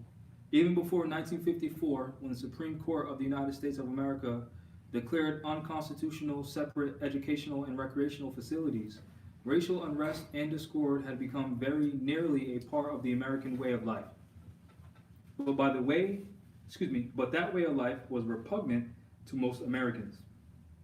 Since 1954, however, that unrest and discord have broken out into widespread violence, which increasingly have placed the peace and stability of the nation in dire jeopardy.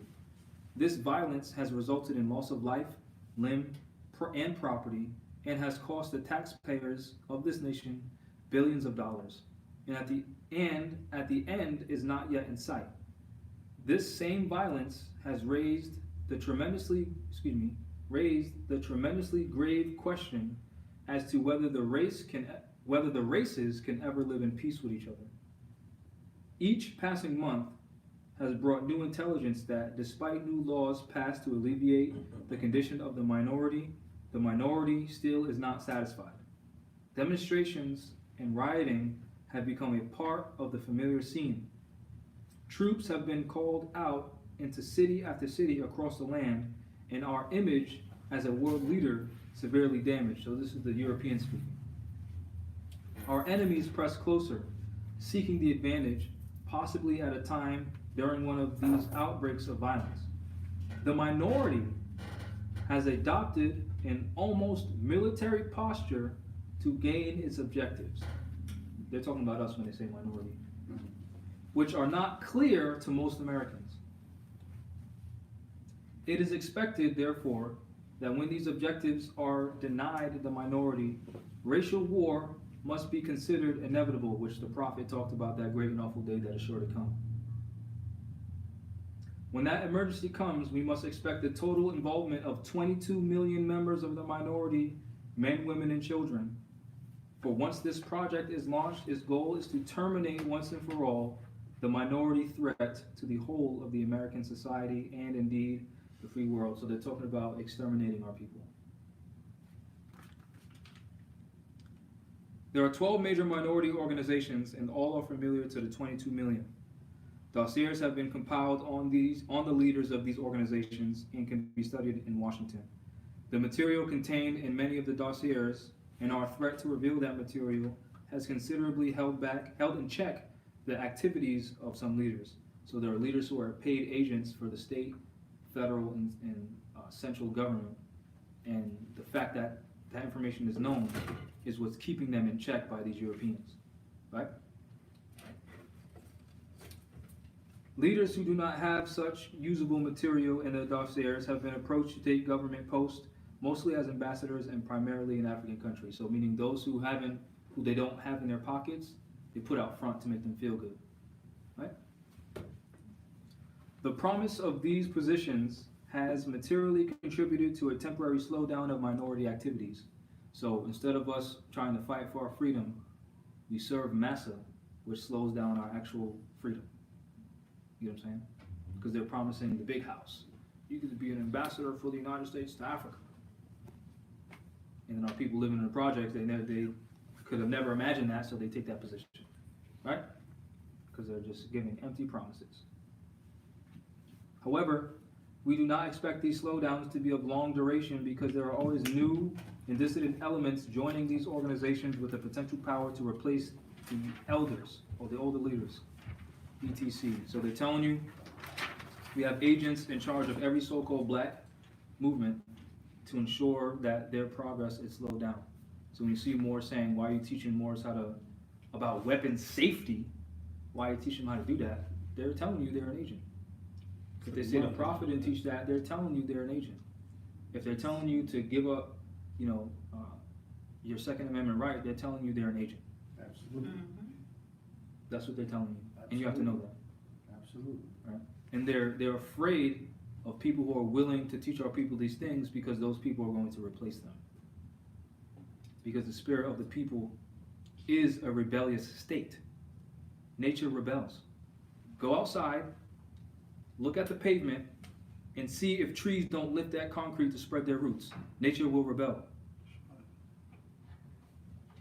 So what they need you to do is to give up your nature and surrender. That's why these children are unruly. Because Allah, the Great Spirit, sent them here to rebel against the system of European colonialism. The Europeans know that. So in the Bible, when it talks about killing the firstborn son, they're Kabbalistically telling you about pacifying the Moorish military. The way they do that is injecting the babies. Hey bro, can you say that one more time? Which part? That's what you said about the children. Oh, I was just having this discussion right before we got here. because it's the truth. Allah is sending down the spirit of warriors to this planet. That's why the children are rebelling in school, because they've been sent here to rebel against the European colonial system that's oppressing us. That starts in the school. And how it aligns with nature again. Yeah, because nature rebels. If you go outside and look at the pavement, you'll see trees lifting up pavement because they're sending their roots out. It don't matter what we did. It don't matter what man did. Right? Nature will prevail. You'll see trees growing their fences and you'll see the tree engulf the fence. Nature don't care. You'll see nothing but pavement, a little bit of sand, and a tree coming out of that. Because nature is nature. Human nature to rebel. So the dirty Moors make it so that you don't. So they'll pacify you. Give up your Second Amendment. The prophet didn't teach that. The prophet said he didn't even carry a knife, but he said he's a prophet and a general. What general don't have arms? Right. Currently in Haiti, there's a gas shortage, and all the people, young, educated, non-educated, they're just stopping all sort of commerce. Like, if you're going to school, no, you're not going to school, because until we fix this gas shortage, nothing's happening. Even though they're not quite educated about what the laws are, like they're like, you're not treating us correctly, we're gonna rebel against your current government that's being directed by some other foreign government, blah, blah, blah. We're just not gonna participate until it's fixed. And if you read the oral statements by the prophet, he talked about there's going to be a point in time when these Europeans lock up the food and they're going to point a gun at you and say, go somewhere else. You can look up the which companies have they're called seed vaults. Right. So certain companies have like a bunch of cannabis seeds, a bunch of different grain, and just so that it can survive the apocalypse or any kind of nuclear explosions or anything like that. So just like what they're doing, you need to be doing too. So keep a stockpile of dried seeds, keep a stockpile of canned and preserved foods. You can stock water up to, I think it's 2 years, if you put some like it's very very little amount of bleach into it to keep it clean for those amount of years. But you can research that online, and I also suggest using DuckDuckGo, which is a search engine that doesn't track you like Google does, and it doesn't censor your searches like Google does. Yeah, that was that. To be clear, this isn't meant to scare anyone like something's about to happen in 2020. That's Right, not what no. this is about. This is about just prepare yourself for the worst. That's it. Not, it's gonna happen soon and you have to panic in your mind. Don't panic in your mind. If you're trained, that limits the opportunity for you to panic. Right? So, as an example, in the military, they'll have us at the range and they'll have us in a pit so there's bullets flying over our head. So we get used to that. We get used to the sound, how it sounds when it's hitting something. So in a combat situation, we're not panicking because it's our first time, right? So we're introducing this stuff to our people so if anything happens, they already got guns to protect their home.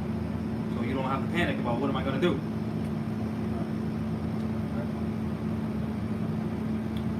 So again, back to this. Sorry, some people wanted to know what you're reading. That is the King Oh, Alfred's King Alfred plan. Rex 84. Yeah. Then it talks about at the appropriate time to be designated by the president, the leaders of some of these organizations are to be detained only when it is clear that they cannot prevent the emergency, meaning they can't pacify our people anymore. That's when they get removed from their position of so-called power. Right? It is necessary to use minority leaders designated by the president in much the same manner in which we use minority members who are agents with central and federal, and we cannot, until there's no other alternative, reveal King Alfred plan in all its aspects. So when I talked about Raymond Westwood being a state agent, that is his job to pacify the so-called Indians, not teach them how to protect themselves, not teach them to invest in arms to protect their families, any type of training whatsoever. Because there will be a point in time when these Europeans do not honor the Constitution because they're already not doing it to a certain extent.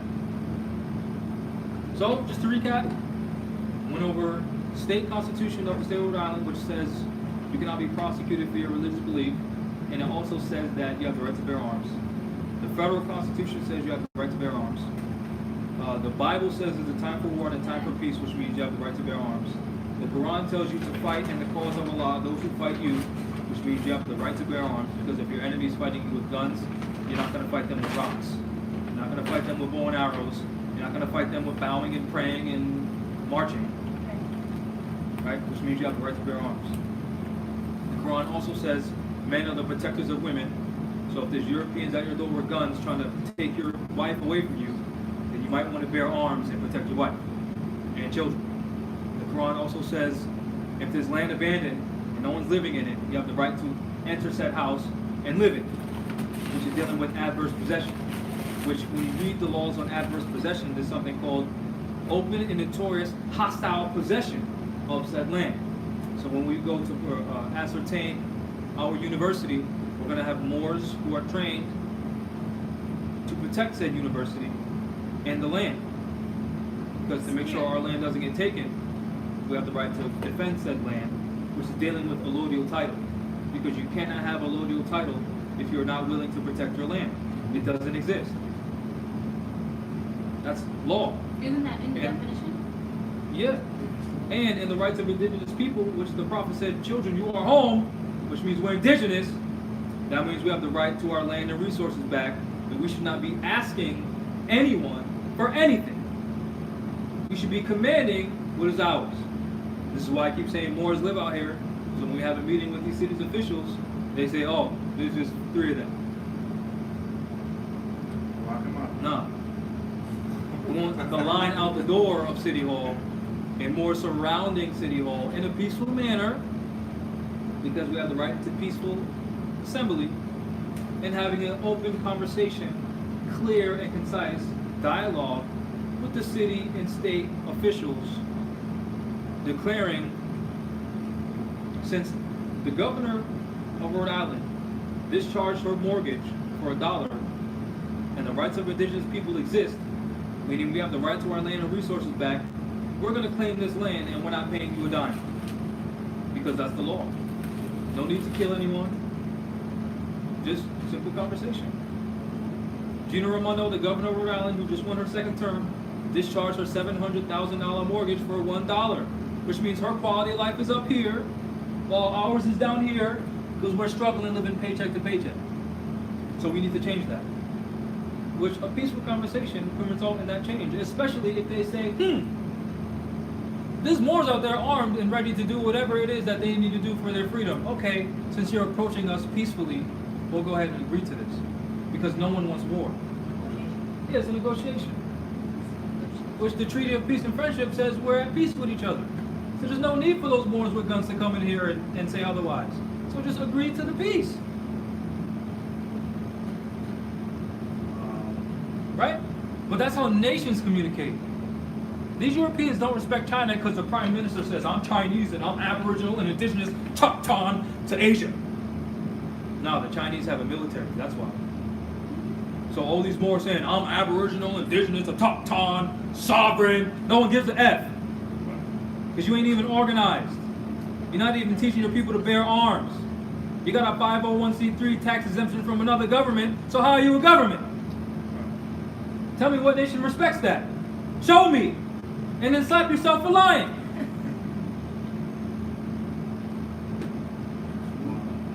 Right? What nation of people says, oh yeah, you're citizens of that European colony on your land? That's great. Because when you study, which the prophet told you to study, the foundation of the United States, they're separate European colonies doing business on your land. Who said crown of said colonies has a treaty with the Sultan of Morocco freeing European subjects and Moroccan dominions. Hence, America, the first, Jamestown, Virginia, the first European colony in America, 1607, after King James I, treaty negotiation with the Sultan of Morocco. So now how are you a citizen of that? Matter of fact, even if you don't know all this history, right?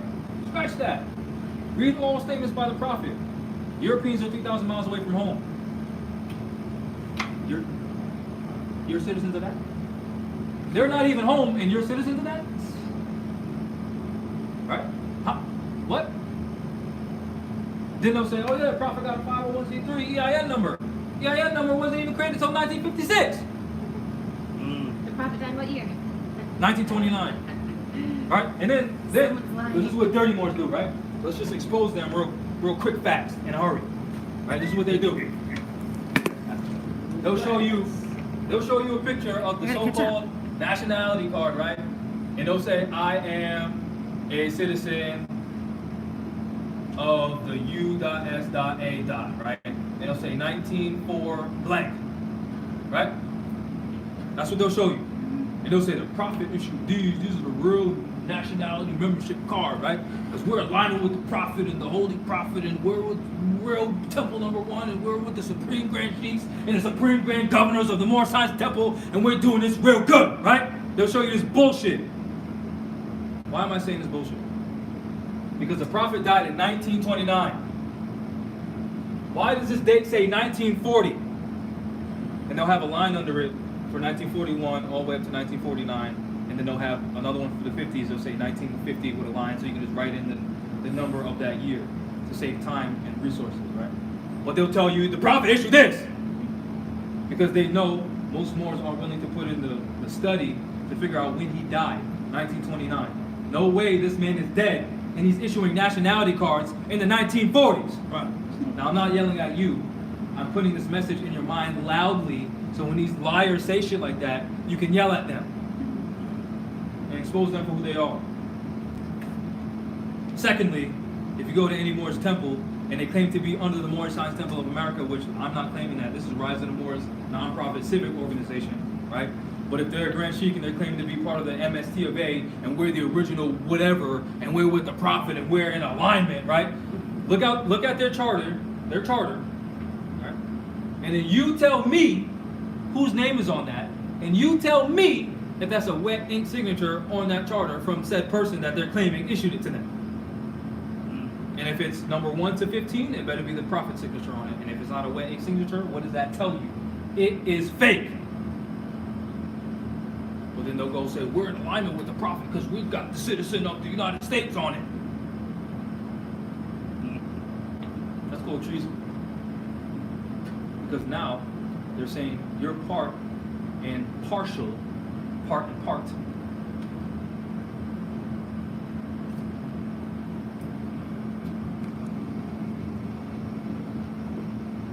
What is the difference between part and part? It's the same word.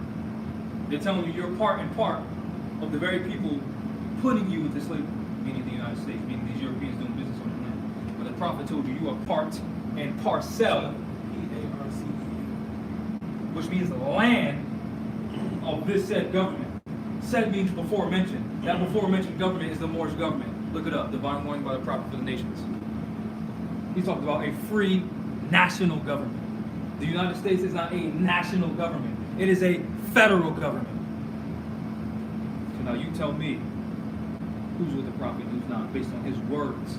Last time I checked, the things we read at every meeting said all true Moors will and must obey the law as laid down to them by their prophet. Now some liar coming after the prophet claimed to be in charge because they look good and they got people following them because they're playing everybody.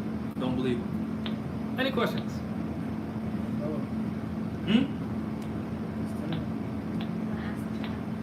Yeah, so this means land. Which, if you don't believe me that you're part of the land, keep your feet off the ground for 10 seconds without sitting down. Levitate, go ahead. Go ahead. Just tell me that you're not part of the land. Go ahead, take your feet off the ground. No, you're sitting down. You're still connected. Because if part and partial means part and part, why not just no? You're touching the frame's touching the ground. You're connected, right? If you're part and part, why not just say you're part? Even in the Black Laws, the law dictionary, Yeah. even the Moor means land. Yeah, more means land. More means land. It means to anchor a ship. Yeah, it means it's you. Right? Huh? To navigate. Yeah, it means to navigate. Yeah, it means a bunch of stuff. Because there's many names for God. Not just 99. Right? Land. Imagine that.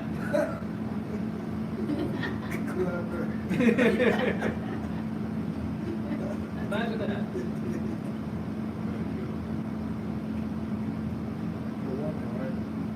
Yeah. I'm getting the signal to end the live. How long have we been on? 17 hours? Yeah. Yes, 17 Thank y'all hours. for tuning in. Thank y'all for tuning in. Just so you know, with the rise of the Moors University, it's going to be a requirement that every man, woman, and child gets weapons safety training and some type of combat training to secure the security of our nation. Because if you don't know, then you don't know. And you don't know what you don't know until you're introduced to it. Makes sense. So if you're, interested in the salvation of you, then I ask that you participate in the Rise of the Moors University, whether you be a teacher or a student, some type of faculty member. We're going to need janitors, we're going to need landscapers, and most importantly, we're going to need armed security to make sure that while we're teaching our children and our women, that these Europeans don't violate us saying, well, you need to have the curriculum that we give you, even though the rights of indigenous people says we have the right to teach our people our own history. So we're going to need, I wish it was otherwise, but we're going to need men specifically, and I'm not denying women's participation in this, but I'd rather have men. Not saying women can't do it, I'm just saying I'd rather have men be armed, protecting the women. But there can be women doing that as well. But to avoid human nature, because there's a lot of sexual activities that happen when men and women are together, especially in a combat situation. If we're in combat and you know, adults are doing adult things and that woman gets pregnant, then she's no longer an asset in a combat situation. Simple as that.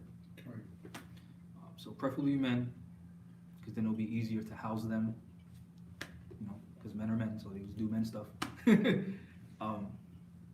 Yeah, so combat training will be a necessity for everyone. Yeah. Oh yeah, the conference, January 8th, 2020, on the Prophet's birthday here. And if 23 Acorn Street. Yeah, 23 Acorn Street on the 3rd floor. And if there's more people, we're gonna have to go somewhere else. But it's gonna be In the so-called Providence, Rhode Island. convention to start the Rising Moors University, because we're going to need a board of directors to help guide the destiny of said university, because one person is never in charge of anything. If you have one person in charge of anything, you're failing, right? Absolutely. Even the president has a cabinet who are his advisors and they're heads of different departments, because he can't think for everyone. Right? Okay. So in order for us to be successful, we can't have one person in charge. Someone asked the location again because 23 Acorn Street, Providence, Rhode Island, 02903, on the 3rd floor, January 8th, 2020. 2020. And if we get word that there's gonna be too many people, then We'll move to the park or something. yeah, we can go outside in that big old parking lot. Mhm. Or we can get a library with an actual auditorium, because I'm gonna be projecting things. We're gonna go over the adverse possession for the land that we're looking at. I'm gonna show you the maps of where everything is, so you can see that we're actually looking at property. We're not just saying we're gonna do something, you know, so you can see for yourself. We can even go down there. There's a few properties that we're looking at, and I just don't wanna reveal that information, because what I've learned from the past is that every time I revealed what I'm looking at to certain moors, or just moors in general, that place either gets tore down or they start doing construction on it shortly after, which is strange. That's crazy. So yeah, Look, the science, part and parcel, Yeah. part and parcel. yeah, They're both of them are mounted. So like how we do with peers, like one-on-one, right? Mhm. They work together hand in hand. It means it's one-on-one. yeah, It's a mounted to one-on-one, part and parcel. yeah. This is the same thing. So why would you put and? You just put part, and there's no need for and something else. It's just Right. part. But I was saying like parcel. No, yeah, Yeah, well, you know, just, hold on, I'll wait till I try. yeah. Actually, He's good with numbers. He's real good with numbers. So yeah, thank y'all for tuning in. Again, just to be clear, one last time, this is not to promote getting into firefights with any police. Self-defense is self-preservation. This is for self-defense, self-preservation of your home to prevent an illegal or unlawful criminal home invasion by anyone. I don't care who it is. If they don't announce who they are, and they don't knock on your door, and they break in, you have the right to self-determination, self-defense, self-preservation. That is your right, period. There's a difference between killing and murder. Look it up in the law. Thank y'all for tuning in. Yeah, peace.